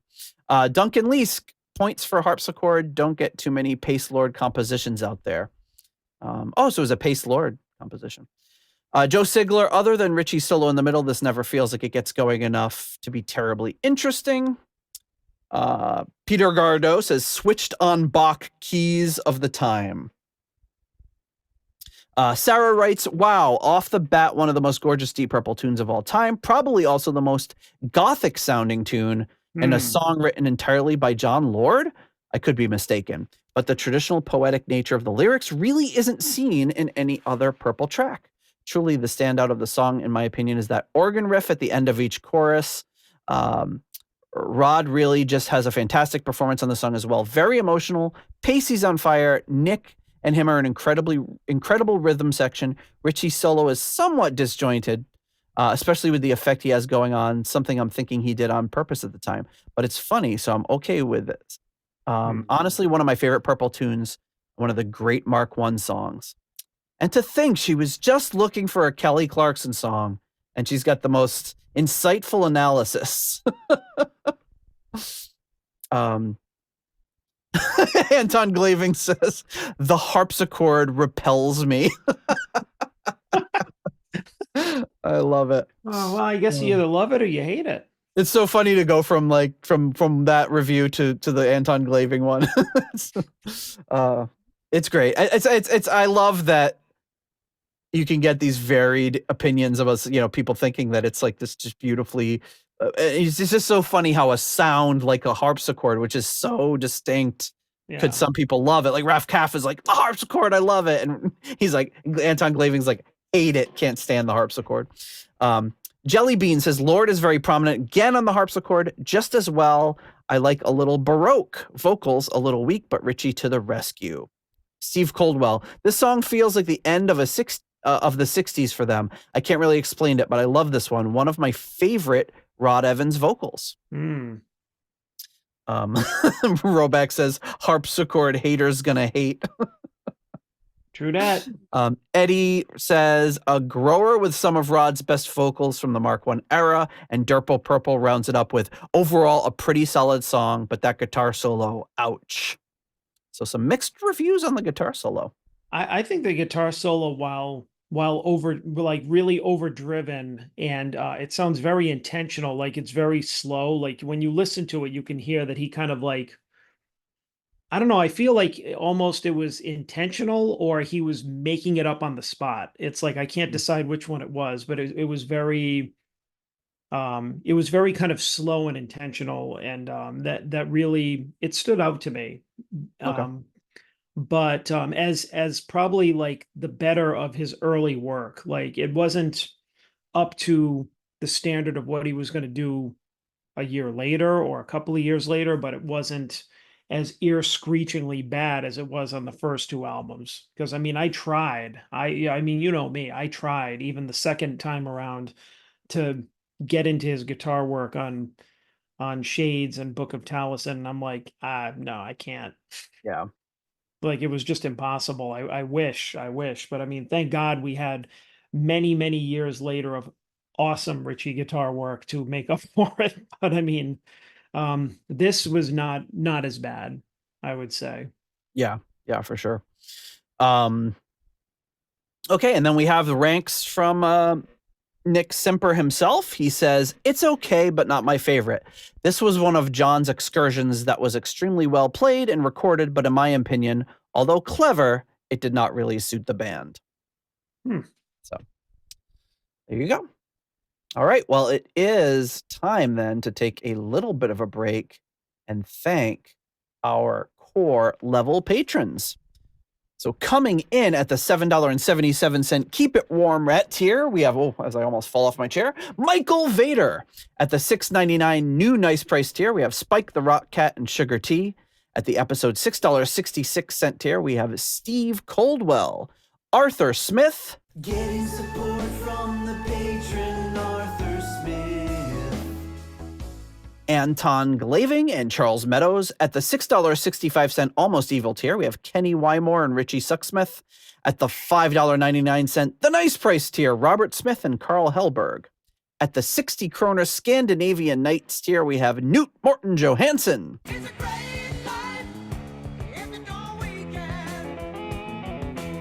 At the $5 Moneylender tier, we have John Convery, German Heindel, Adrian Hernandez, Jesper Alman, Alexei the Perfect Stranger Slepikoff, Kev Roberts, Percival Frequency, Scott Zerns, Cynthia Doobie, Raf Caff. My Czechoslovakian is not so good. Coyote Bongwater. John Maselli.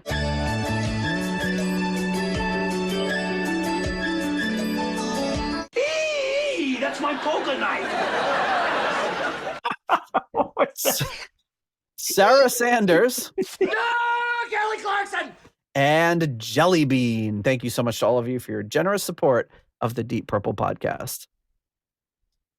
All right. Another great John Maselli clip. Okay. Are we ready to bust out the second half of these rankings? Yep. We've just been joined by Graham Bonnet's Disco Pants and Haircut.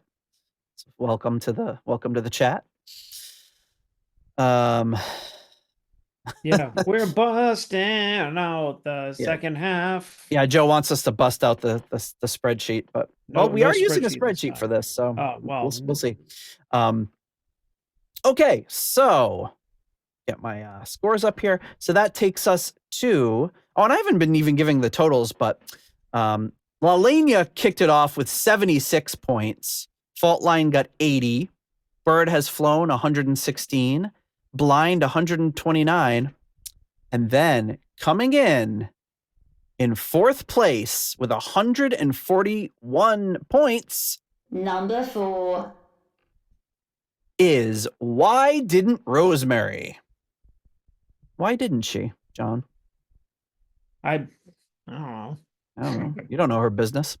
All right. Yeah, I don't know. I don't know what's going on with that hoe.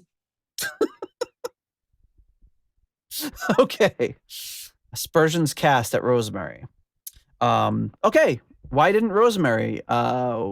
We have it ranked quite all over the place. You ranked it. You gave it the lowest ranking, tied with a few others. Duncan Leask, the aforementioned Graham Bonnet's Disco Pants and Haircut, Steve Coldwell. You all ranked it 7th. So what are your feelings on why didn't Rosemary? Rosemary was busy milking her cow. I mean, this is definitely like we said, I had to rank something last, and I mean this or next to last. I mean, this would be like the last like full song. Like Fault Line was the last, and then this one was next to last. And I don't dislike it. I would just say that out of all the songs, like I had to kind of like build from the ground up, and this one has kind of a gritty, like bluesy kind of energetic sound to it, but I feel like almost like it's almost like a filler track. Like I mean it's not, yeah, I keep saying it's not bad, but I mean it kind of follows the a similar formula to like a couple of other songs on here. Like this one's a little more straightforward. You got a couple of solos in it, which are pretty good, but it's just like that kind of like that verse where it's just like da na na na bum bum da na na na bum, Yeah, which I think is pretty cool. It's not bad, but again, it's just like I don't know. I would say like when I was shuffling the songs around as to like, all right, which one am I going to put where? That group of songs that I was kind of having a little bit of a time trying to figure out which is going to go where. This one didn't really factor into it because I guess I just found it kind of on the average side. But that being said, like it was nice to hear them like songs like this, as opposed to that really again echoey experimental type of like filler track or album track, deep cut, whatever you want to call, on the first couple of albums. But I mean, I do like there were a couple of parts that I liked in it. Like I mean, I do like the soloing. Like I like the trade-off solos. Or not trade-off, but like I think Ritchie did a solo, then John did a solo, so there was like an extended section. But I think my favorite part of the song is probably like going out of the chorus where Laura goes da da da da ba da da ba. It's just kind of like that little stab there, which was kind of cool. So yeah, I would say this is probably the least of the best. Why don't we least of say? the best, Or the least of the good? How about that? something Like it's something has yeah, to be. yeah. I don't hate it. I ranked it 3rd. Hmm. Yeah, so I don't know, a slight difference there. That we did have it was ranked 1. Obviously, as we get closer, we're going to see a lot more ones. But Michael Bagford ranked at number 1. Weston Supermare Pilgrim ranked at number 1. I think those are the only ones. We got a 2 from Runar Siemens. Runar Simonson. A 2 from the Roback. A 2 from Saul Evans. So yeah, again, 2. Yeah, I think those are all the 2s and 1s. So yeah, it gets some pretty good rankings. Obviously, I think we talked about it whenever 5+ years ago when we did the episode on it, but the lyrics are about the movie Rosemary's Baby, and it's kind of funny just being like, she should have taken the pill, and then she wouldn't have had the baby.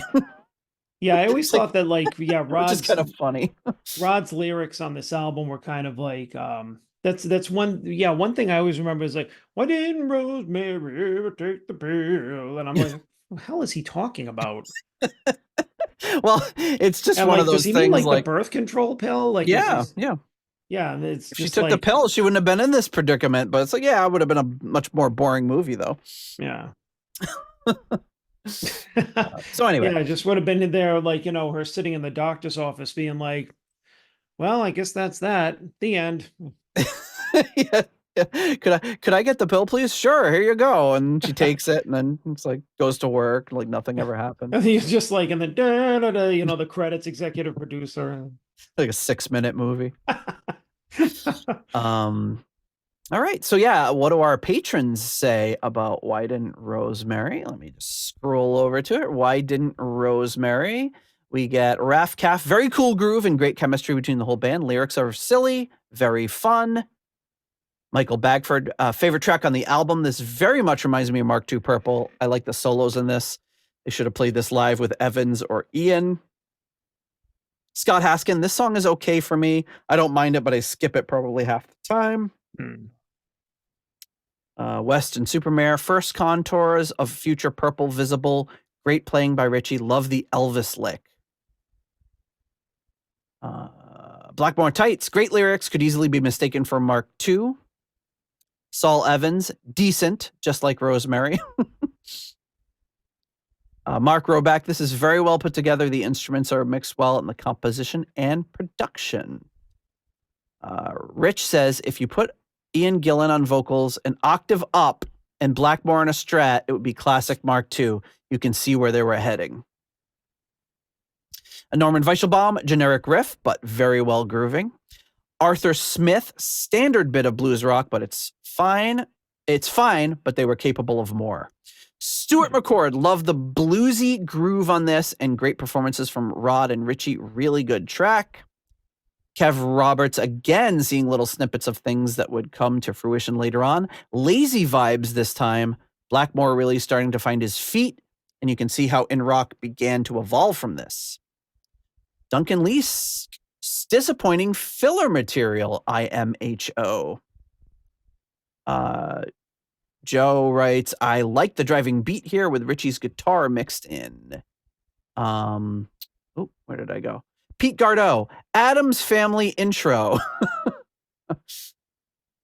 I'm trying to think of it now, but I'll have to play that. A bit plotting, but something that seems to have been built on for the future.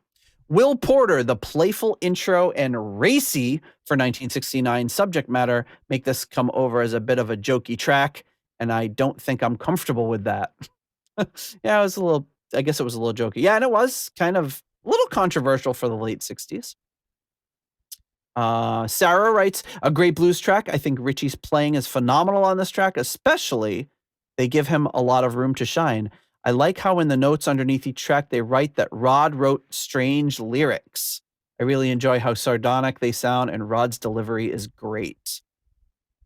Anton Glaving, in my view, a mostly misfired early attempt at the song style, heavy minor key blues shuffle. The band would later perfect that with songs like Black Knight and Strange Kind of Woman. Jelly Bean says, I presume this was something to do with the book film Rosemary's Baby. Some nice work by Ritchie and John, Ian and Nick. Steady in the back, good track. And Steve Coldwell says, meh, this is, as the youth say, pretty mid. What a hip guy. And then Eddie says, have Riz. that song did not have Riz. It was the new one that's absolutely gonna lead to me being in the newspaper strangling my sons is glaze. Oh, like they basically say, I'm probably gonna get it wrong, but you're glazing. You're like a donut. You're glazing. Cause it's like if their little baby sister, like if she gets any praise or if she is like, if they like hit her and I'm like, hey, stop hitting her, and they're, oh, you're just glazing her. It's basically like you're playing favorites. It's so dumb. I hate it so much. Okay. So you're just glazing. It's like, yeah, I'm like, they often forget, maybe because she's bigger than them, that she is 3 years younger. So they think if she gets anything, it's just like, oh, you're playing favorites.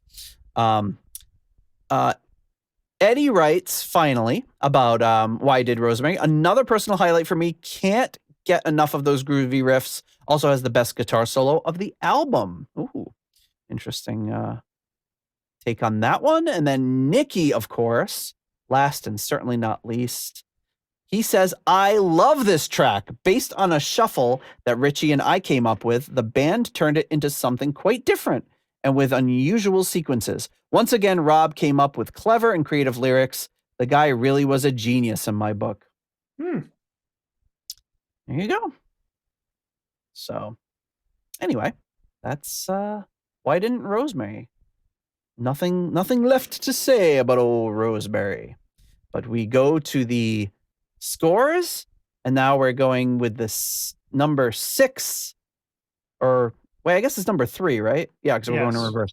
The number 3 song from the self-titled album With how many points? with a 156 points. Hmm. Number 3. And that's right. It is the album opener, Chasing Shadows, coming in at number 3. So I'm actually a little surprised this one didn't do better. Hmm. 'Cause I feel like it gets like a lot of praise, but you ranked it number 2. Mm-hmm. We had a few number 1s. Jelly Bean ranked at number 1. Mr. Sigler ranked at number 1. And Arthur Smith ranked at number 1. Some 2s like you, Raf Calf, Yangwei, Kev. So where did they rank this? Number It was ranked number 3 overall. 3. Yep. What You did ranked it number- Yangwei do it? Yangwei did number 2. Oh, okay. Yep. Yeah. Kev Roberts number 2. A bunch of 2s and then 4s. Some 7s. Michael Bagford, Western Supermare Pilgrim, Durple Purple. Only 1 8 ranking it last, and that was, I'm sorry to say, me. Really? Which is, yeah, I'm kind of surprised. But again, I don't know. I like this album a lot. So it's not, but there's something about this song that it's really cool. It's well done. You get all this cool percussion elements that Paice came up with, and it's a very well regarded, I think one of the most well regarded Mark I songs. But something about it has never really resonated with me the same way it has with others. So yeah, so that's my ranking for it. Wow. What do you think of the track? I mean, it was hard for me to rank it like, I mean, I almost put it number 1, but I think people that know me probably know what my number 1 is going to be. But this was when I heard this song being the first track on the self-titled album. This was the song that I was just like, oh wow, like this is like Deep Purple's like heavy album. Like this is where they finally got heavy. And I mean, the thing that really stood out was the opening, which is of course is Paice's drumming, which is like the key feature to this song, because he's got this syncopated tribal rhythm that drives the entire song. So it gives it this feel that's like, it kind of sets the tone for it. It made me think, starting with this, oh wow, he's doing this really kind of different type of just drum patterns like all over the album. So for me, that was always the kind of the standout for this song, was that. And then just those stabs of the just like yeah,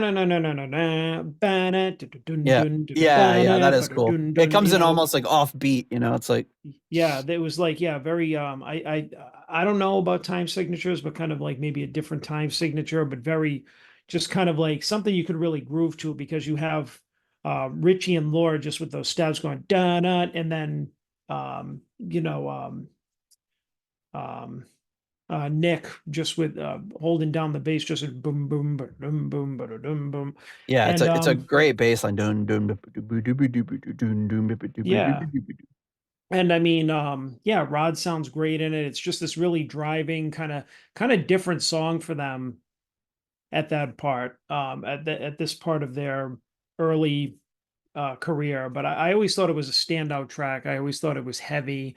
Another thing that made it different, I mean, because you had a lot of stuff on this album that was different, not only for Deep Purple, but for like the time. Like some of the stuff was listening to on this album, and I'm like, I don't know if you really heard other bands get this kind of kind of creative and heavy like this in the, around this time. I mean, you did, I mean, stuff that was more popular, but I mean, these guys were playing around with stuff that obviously didn't get them on the radio or any of that kind of stuff, but it was still very cool and notable. And the song just has this really kind of like haunting quality to it, which was also just very cool, very different from what they did before. You hear the first two albums and you got what was presented there, and then you get this kind of tribal drum beat, heavy riff, like haunting kind of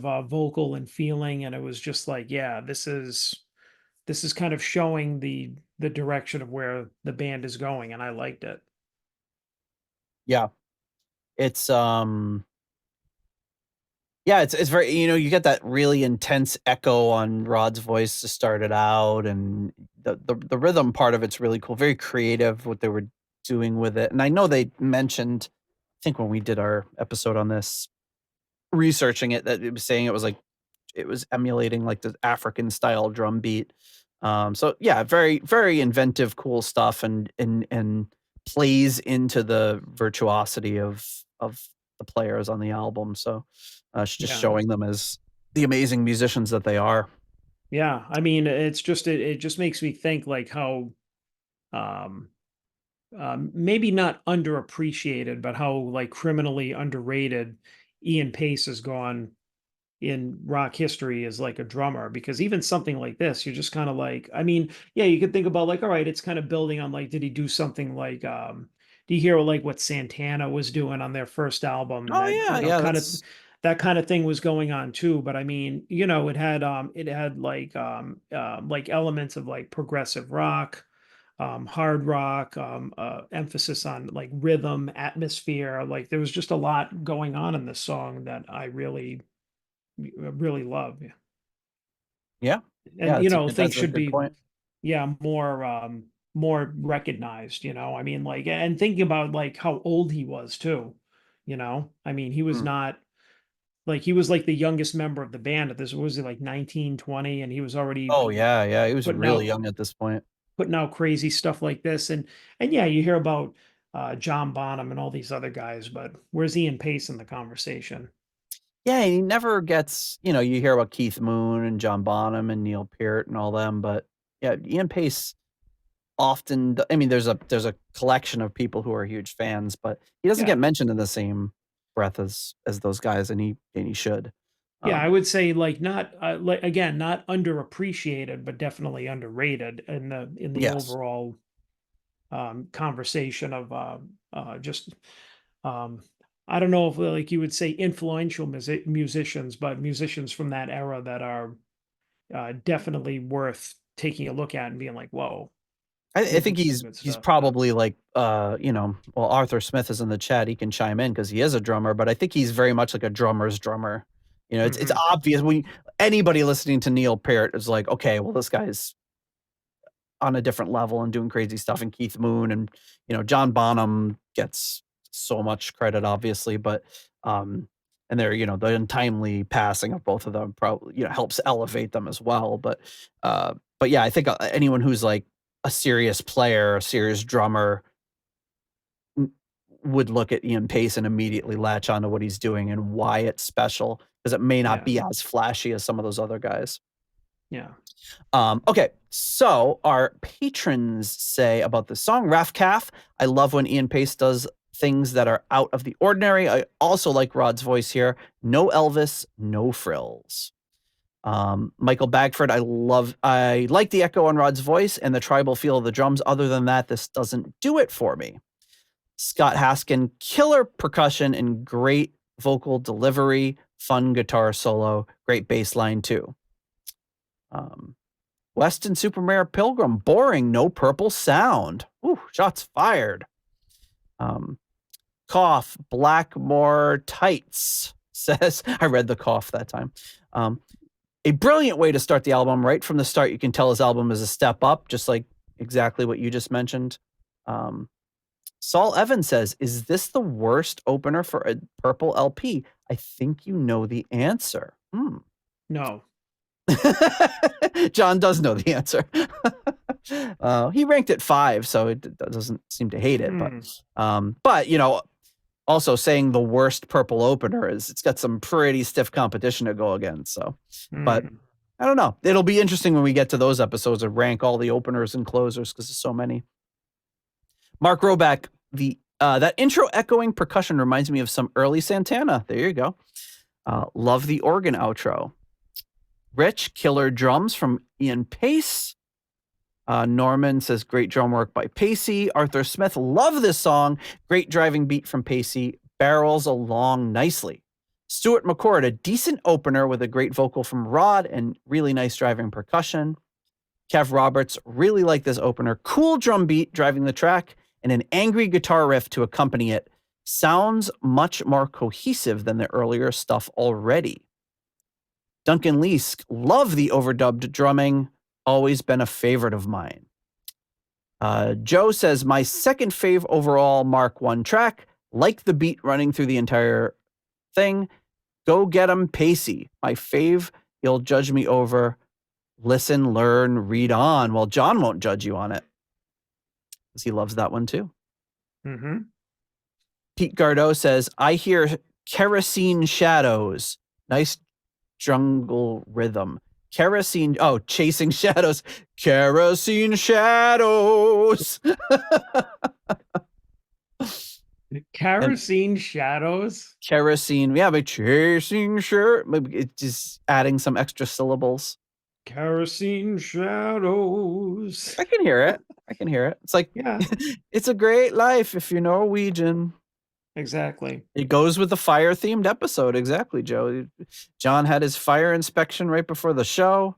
He passed. They didn't.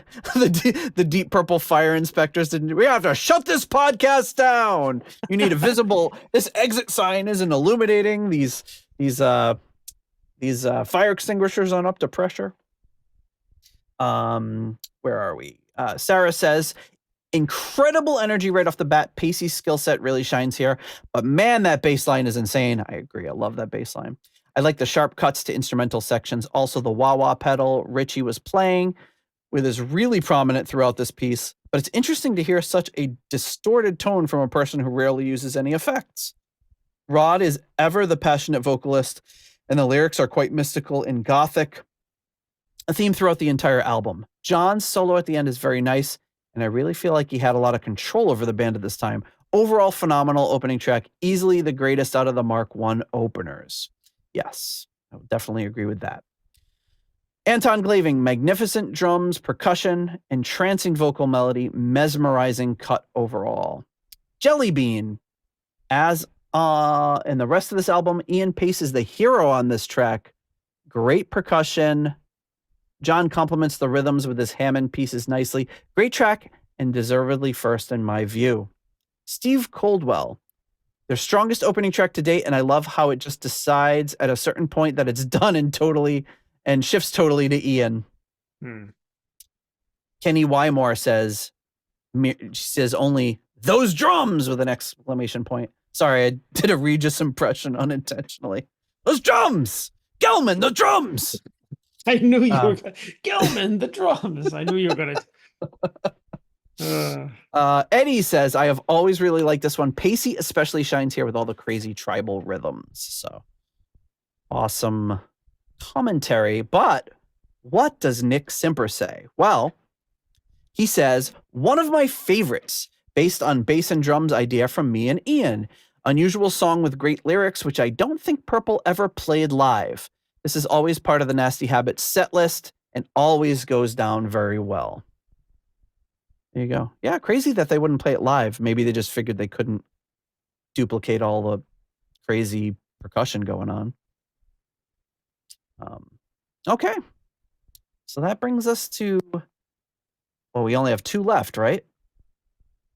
So if you've been following along at home, you know this can only be one of 2 songs. Let's see if you're in the chat, guess what you think it's going to be. And if you're right, I don't know, you get bragging rights. Okay. Sarah is saying Painter. Joe is saying April. So the only two it could be. April 2, Painter 1, says Joe. Okay. Well, let's check it out. Coming in at number 2. Number 2. Is, you were right, Ooh. Painter. Oh. The Painter. John, what do you think of this track? Oh, I put the Painter. What did I rank it? I ranked it like Ranked at 6th, right? number 6, yeah. Yeah, and I mean, I had a hard time with that because it's like I had to put it, yeah, like that was in that kind of group of songs where I'm like, I don't know where to put this. I Yeah. mean, I like the Painter. I always thought that it was I thought it was always like this driving, like had this straightforward rock groove to it. I was always like, all right, yeah. Like it's not complex. It's kind of short. Like if you take out like you put Fault Line in that, you kind of I've always kind of lumped them together. Mhm. But if you take it out of there, like it clocks in at less than I think 4 minutes.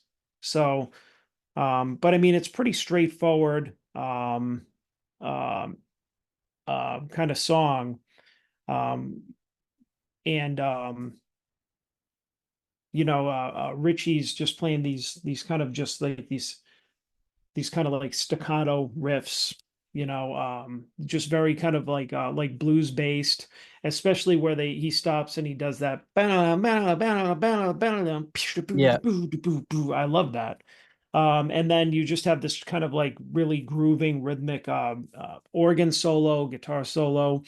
I mean, it's a solid track. I've always liked it, but when I listened to it the other day in relation to the other songs, I'm like, I don't know. I guess it's like at least this week it wasn't doing it for me as much as the other ones. So I had to rank it a little bit lower, but that by no means I think is not a good song. I would say like if you were taking like this and let me see where my rankings were. Yeah, see like this and Why Didn't Rosemary were kind of like next to each other, but I mean I would probably put the Painter higher, like much higher than Why Didn't Rosemary, because they're both kind of like very kind of standard rock or blues tracks, like a little less experimental than what Deep Purple was doing at the time. So like I really liked it, but I guess if like putting it up against some of these other songs, I'm like, I guess I have to, you know, just put it wherever. But overall, I think it's got a lot going for it. I like it. And we've heard like the early versions of the songs of this song. You remember like on some of our early episodes, we heard like, I think was it before they recorded it, like versions of the Painter where they called it something else. Yes. And Yeah. we And heard, actually, and and it already had that groove to it and everything. So I mean, it's like musically, it's like it's a cool song. So yeah, and I think Nick alludes to that in his commentary, which we'll get to later. mhm. But yeah, it's a very freeform kind of rock song. I ranked, like if you look at my rankings, I ranked the second half of this album 1, 2, 3, 4. And the first half 5 through 8. So and I feel like where it really picks up is Painter, Why Didn't Rosemary, Bird Has Flown, all those songs have like a similar kind of energy to them to me, and show the most promise and the most of what the band is going to become in my eyes. Like there's still great songs like Chasing Shadows and Blind and all that, but they don't necessarily, in my view, show the direction they're headed. They're cool little experimental things, but doesn't show exactly where they're going. So I ranked this one too. So I was in line with the patrons. We had quite a few ones. The Roback, Stuart McCord, Jeff Bryce, Runar Simonson, Peter Gardeau, Will Porter, Anton Glaving, Eddie Lyons all ranked at 1, and then a bunch of 2s as well. So definitely got some great ratings from the patrons. It's definitely a super solid song. All right. So what did our patrons say about the Painter? Raf Calf, nice upbeat, but too poppy for my taste. Michael Bagford says, yes, it's a carbon copy of Hush, but it rocks. I might actually prefer this over Hush. And he actually just said in the chat, similar thing, and kind of feeling like he's heard Hush enough. So yeah, we have. Just like I had sacrilege when I said, like, I'd rather they play Portable Door live than Pictures of Home, because no, I love Pictures of Home, but we've heard they've been playing it live for years. Yeah. And it just, to get something new in the set, because something that evokes the same energy, but is a little fresher. Scott Haskin says, great vocal delivery from Rod, but overall my least favorite on the album. So I didn't talk about, this song did get a few 8s. It got a 7 from Saul Evans, 8s from Duncan Leask, Jeff Bryce. Oh, wait, no, I'm sorry. I'm reading the wrong one. Where were we? The Painter. Sorry, got a 7 from Scott Haskin. It got a 7 from Norman Weichelbaum, but did not get any. No, it did get an 8 from Keddy Wymore. There you go. So, oh, no, wait. I'm looking. No, I got the right one. Sorry. Too many spreadsheets. Okay. Where was I? Great song, loves Ritchie's playing, says Western Supermare Pilgrim. Blackmore's Tights says shows where they were heading, and also shows that Rod would have been more capable to go in a heavier direction than if they kept him. Mm-hmm. Saul Evans says drab colors. He's got some really good 2 and 3 word snarky reviews of the songs. Mark Roback, he's in Pops Matola's emergency contacts. Good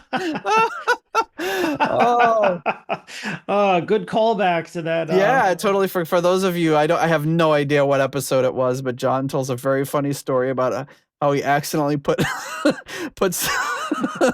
some guy he asked for a painting quote 10 years ago as his emergency contact on his phone. And the funny thing is that he called up Pops. He's like, are you all right? And he's like, who's this? He's like, the painter. Oh, that's great. Rich says, hush light, but Ritchie Blackmore coming into his own, and JL showing why he was the leader at this point. Norman Weichelbaum shows how Ritchie is getting better and better. Arthur Smith, bit of a Hush vibe going on here. Pretty good. A sense of their identity starting to form. Stuart McCord, Ritchie's playing on this one is absolutely killer. I think it's my favorite of all the Mark I tracks. Quite a few people saying that. Kev Roberts saying shades of strange kind of woman in the opening. Yeah, that's a good call. That's actually a really good call. Duncan Leask, surprisingly good despite its obvious pop feel. Jeff Bryce, Mark I Blackmore is wonderful despite what some sluggos might say. Sluggos, that's great. Joe says, in some ways, this sounds like Hush, but it isn't that. Enjoyed this far more than most of the stuff on this album. The Gardot, groovy, great percussive and slidey keys. Will Porter says, even though it's a 12-bar blues, I've given this my top score for the fact that John and Ritchie both show us glimpses of what is to come on In Rock. Sarah says, probably the most rock-sounding song in the album. Ritchie and John are just on fire throughout the piece, and I feel it's somewhat reminiscent of what's to come, but also completely different. Maybe it's just me, but I always thought this track had a nice old-school rock and roll feeling as compared with the more radical approach that was to come with Mark II. However, it definitely has a great higher energy that's carried throughout the entire piece. Anton Glaving, this album's outstanding track, the painter, writer, singer, lyrical formula is brilliant in its simplicity, wonderful lead work by Blackmore. That's a really good point. Because it starts with like painter and then it talks about the writer and the singer. Kind of cool. Yeah, so it's like includes all artistic genres in there. Yep. If they had done more verses, what would they have done? Plumber. Come snake out my drain. Come snake out my drain. I could have used one of those. The toilet was clogged when I got home from work last night. So, lawn boy, come mow my lawn tonight. Lawn boy? I don't. what do you call that? Landscape. Lawn Boy. Well, Well, Lawn Boy is a fish album. Oh, okay. So is that a term? I don't know. Like I just think about it as that album. I don't know. It's like, oh no, wait a minute. You could do landscaper. Hang on. Landscaper. There we go. See, I just needed a couple of minutes. Lawn Couple Boy. minutes. We're gonna workshop this later. Can't remember if I did. Oh yeah, Jelly Bean. One of my favorites on the track. Favorites on the album. Ritchie and John trading back and forth. This is really rocking track and a good pointer to what is to come. I think all of us have it said in some form of what's to come, and for good reason. Steve Coldwell, this sounds like the strongest, most confident bridge between what they were and what they were going to be next. So the consummate writer, he switched it up from what's to come. Eddie, this right here is the star of the album for me. Amazing rock song with incredible playing from everyone, but especially Ritchie.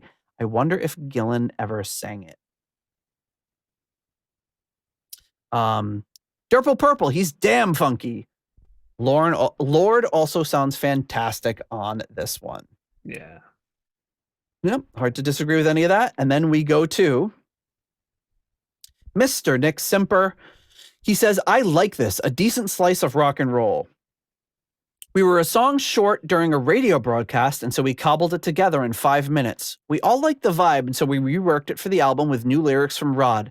It's always fun to play and always goes down well. Yeah, sometimes those are the best songs, the ones that are cobbled together in 5 minutes. Absolutely. Yeah, they almost guaranteed the best songs or one of the best songs on an album is, it was the last one because we need an extra song, or they just kind of threw it together. The pressure's off and you just kind of make the magic happen. Right. Okay. So that leads us to the number one song. What could it be? Obviously, we already know. Coming in with, how many points did it get? 183 points, 20 more points than the Painter, is, of course, number 1. The closing track on the album, April. So, lots to say about this track, which is good because it's a long one.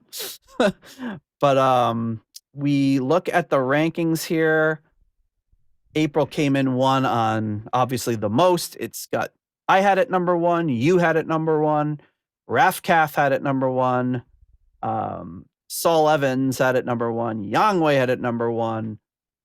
Norman Weichelbaum, Duncan Leask, Sarah, Graham Bonnet's Disco Pants and Haircuts, Steve Coldwell, Kenny Wymore, Purple Purple, and Ivan Fjellboot all had it at number 1.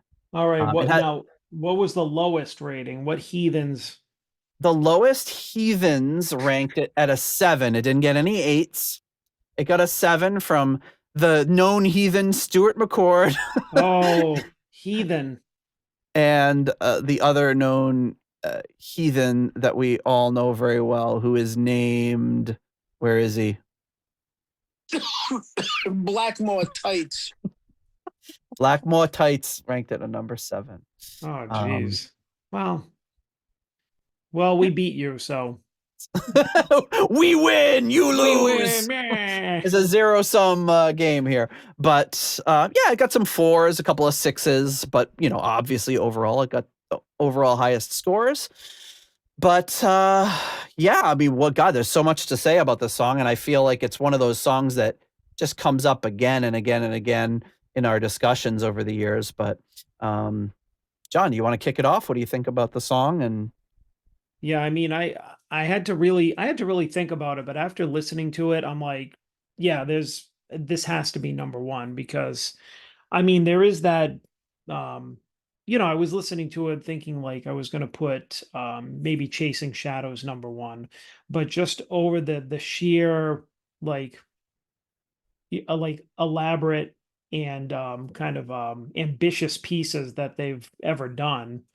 I mean, that just puts it at number 1 for me, just because, and not just because of that, because it's also like it has a distinct mood to it. It's like it's first of all, I mean, it's like it's basically it's like a three-part suite, right? Yep. That obviously shows things to come.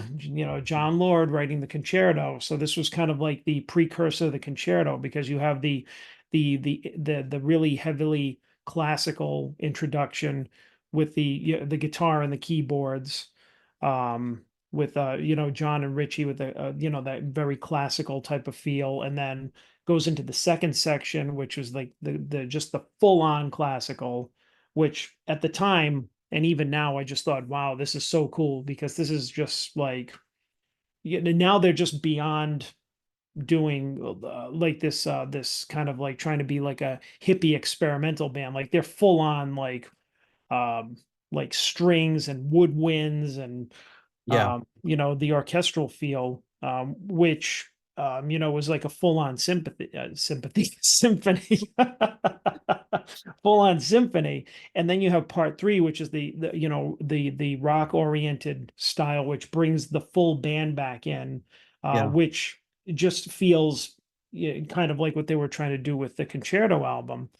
And then which, I mean, I think had just this great kind of like um finality feeling to it.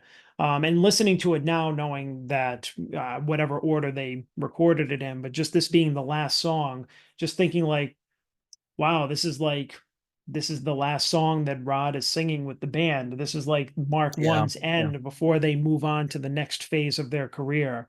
But even more so, which is a big thing we talked about when we reviewed this album, is Ritchie's solo possibly being the first shred solo in Yeah. Yeah. metal, because he basically ushered out the song with doing fucking sweep arpeggios, Yep. which I don't know if any other, I don't know if we've heard from anybody, if anybody else has ever done that in like a rock song. Um, but I mean, when you just hear blah, blah, blah, blah, blah, blah, and I mean, and it fades out on that, and you're just like, Yeah. shit. I mean, that's wild. And I mean, it's like you got the three parts, and they all fit together somehow, and they all just create just this really ambitious and different piece, which I don't know, um I don't think is discussed enough in rock music. And obviously, Deep Purple today wouldn't discuss it, because it's really, I mean, Ian Pace is the only one that was involved in it at this point. But so those guys are, really don't have any connection to it. But just overall as a piece of music, I mean, it's like yeah, not something you're gonna put in on your car like Highway Star or something. But I mean, it's definitely something to sit down and listen to and know about. I don't know. I just think it's yeah, it's an ambitious song, and I think it was executed like perfectly. And Deep Purple at that time, I think, was the only band that could have done it, because for all these bands that have tried to work orchestras into their songs and all this other stuff or anything, I still maintain that nobody has done it like Deep Purple, Yeah. because this was an original composition. This wasn't them saying, hey, let's put some woodwinds and strings on Smoke on the Water, like 50 years later. That's bullshit. That's fake. That's not really doing anything. That's like this is because Lord was yeah, just Lord was a genius. Yeah, it's a very, very ambitious song. It's a bunch of different parts kind of cobbled together, but oftentimes that works and produces something really, really cool.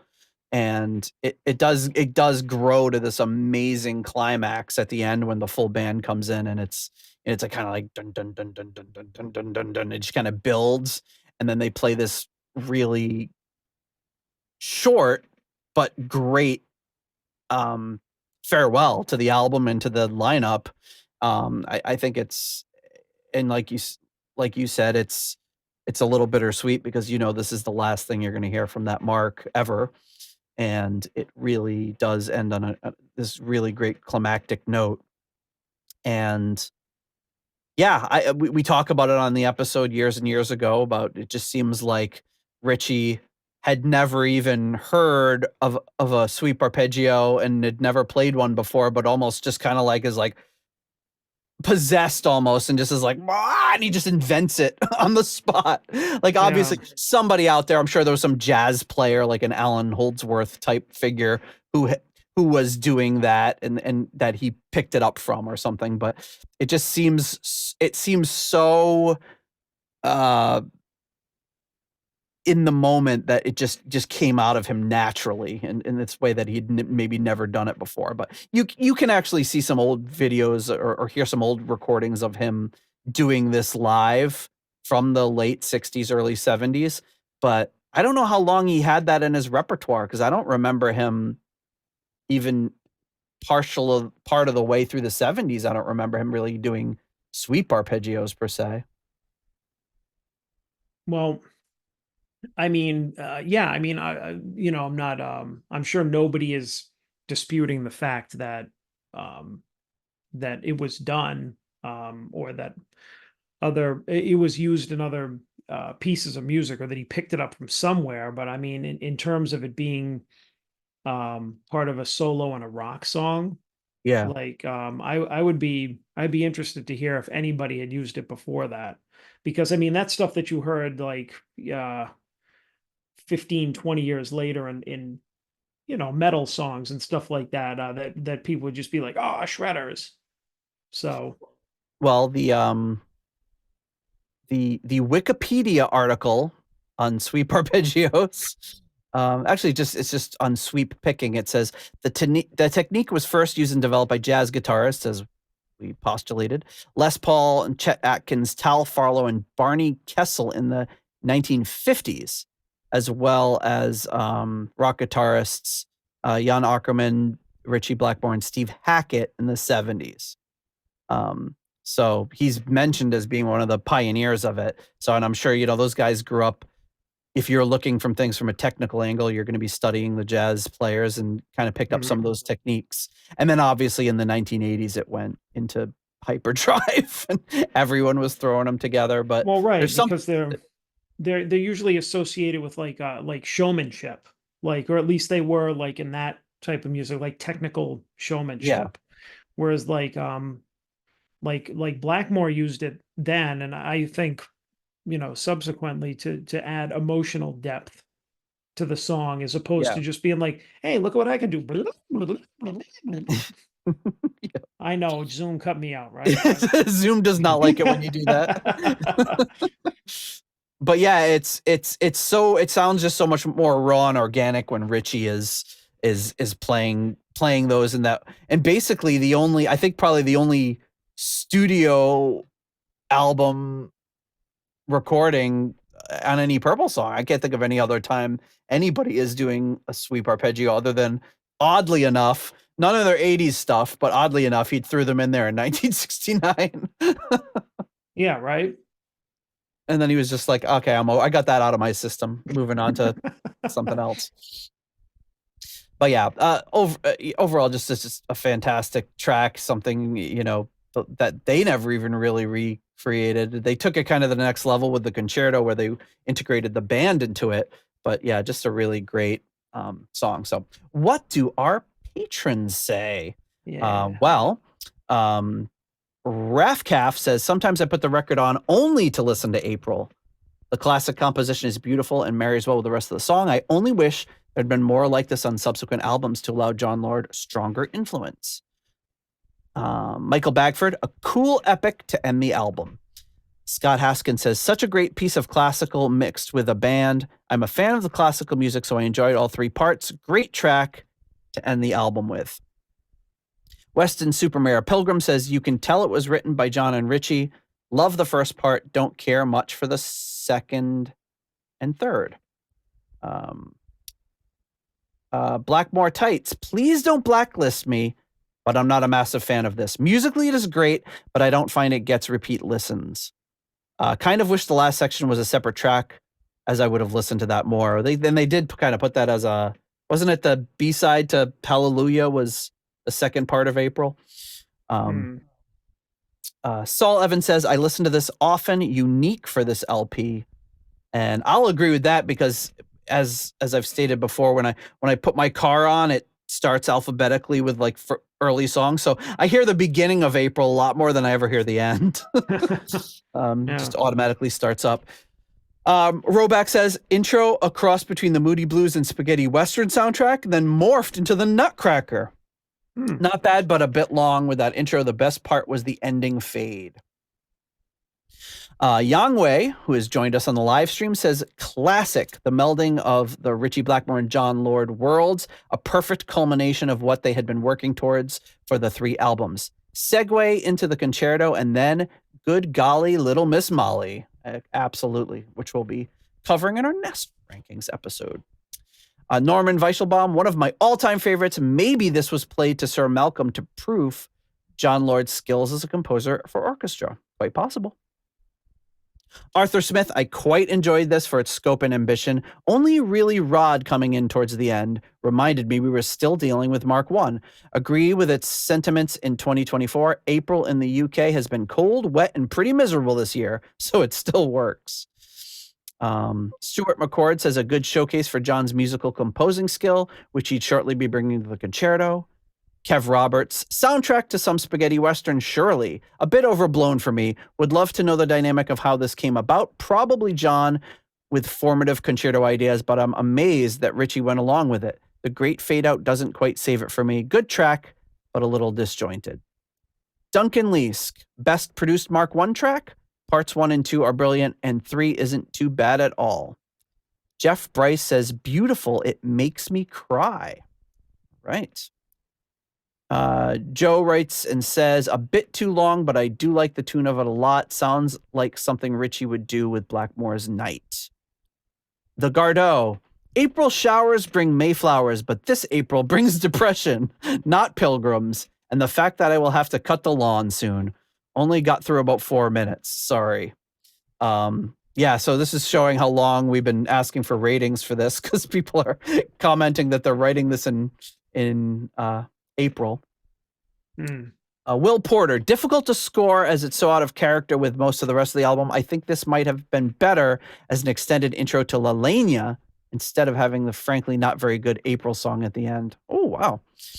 I really like the April song. Sarah says, oh boy, I know Ritchie loved this song. Really though, April is easily on my top 5 Deep Purple tracks of all time. I think each section of the song had its own merits that really create an overall phenomenal track. The classic instrumental style of the first section with a beautiful mellow acoustic sound accompany the choir. Oh yeah, I always forget about the choir. It's like, it gets really intense. Yeah. That more low-key sound morphing into a classical spread of strings is really beautiful transition, and the section that has some great arrangements that add incredibly emotional intensity to the piece. Once again, the transition or more fade out into the rock section is great, and I really love the ending. I think Rod's singing is beautiful and emotional. It really just makes me want to replay the album again. Not to mention literally inventing the dungeon theme from the first Zelda game. This song makes me feel like I'm in Zelda for sure. Yep, I agree 100%. Anton Glaving, why so morose sounding? Cheer up, you guys. Yeah, they are very melodramatic about how bad April is. I'm like, it's really not that bad. Jelly Bean says, John with his Baroque harpsichord again. Love this track and the way Ritchie chips in to fill out as needed. Eventually, Ian flips on the drums and makes a song out of it. I can also see why Rod was undermined at this point. A bit dirgeful in the singing department. Love the way Ritchie brings it home at the end. Steve Coldwell says, I'm in prog nerd heaven. Kenny Wymore says, epic and a Zelda inspiration. And then Eddie writes, incredible track. I love all 3 parts of the song. It's interesting how the first 2 sections foreshadow what Lord and Blackmore would do with their careers. The first part sounding like a Blackmore's Night instrumental and the second sounding like Lord's classical works. That's a good point. Derpal Purple says, one word, epic. And Ivan Fjellbu says, a great song, one of the best from Mark I. All right. But we know what our patrons say. Do we know what Nikki said? Well, Nikki writes and says, more self-indulgent stuff, which was well played, but didn't really represent the direction that we were trying to go. The rock part worked well with some nice playing, but as for the rest of it, clever, but unnecessary. So there you go.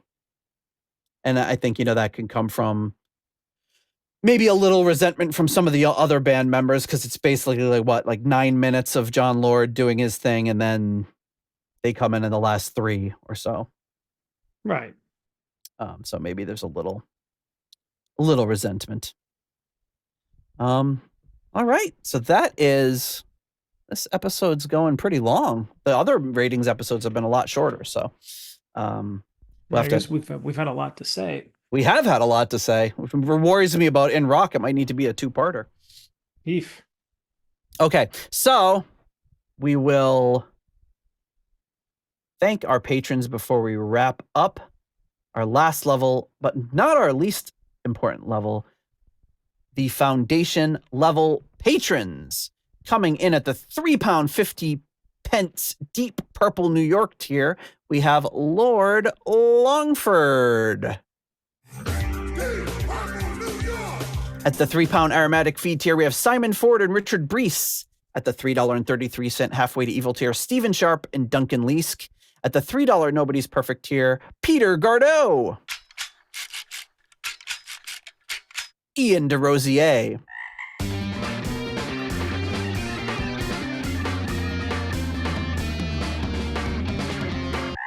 Mark Roback. Stuart McCord. Ivan Fieldboo.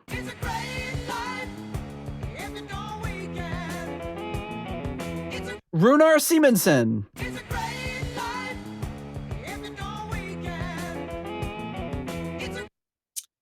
JJ Stenard, Ruinous Inadequacies, Corey Morissette, Ashley,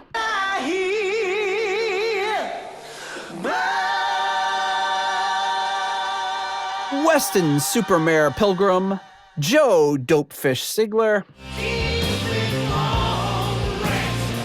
At the $1.71 I Want My Own tier, we have Rich, Youngwe, Shaylor. Who the hell is that?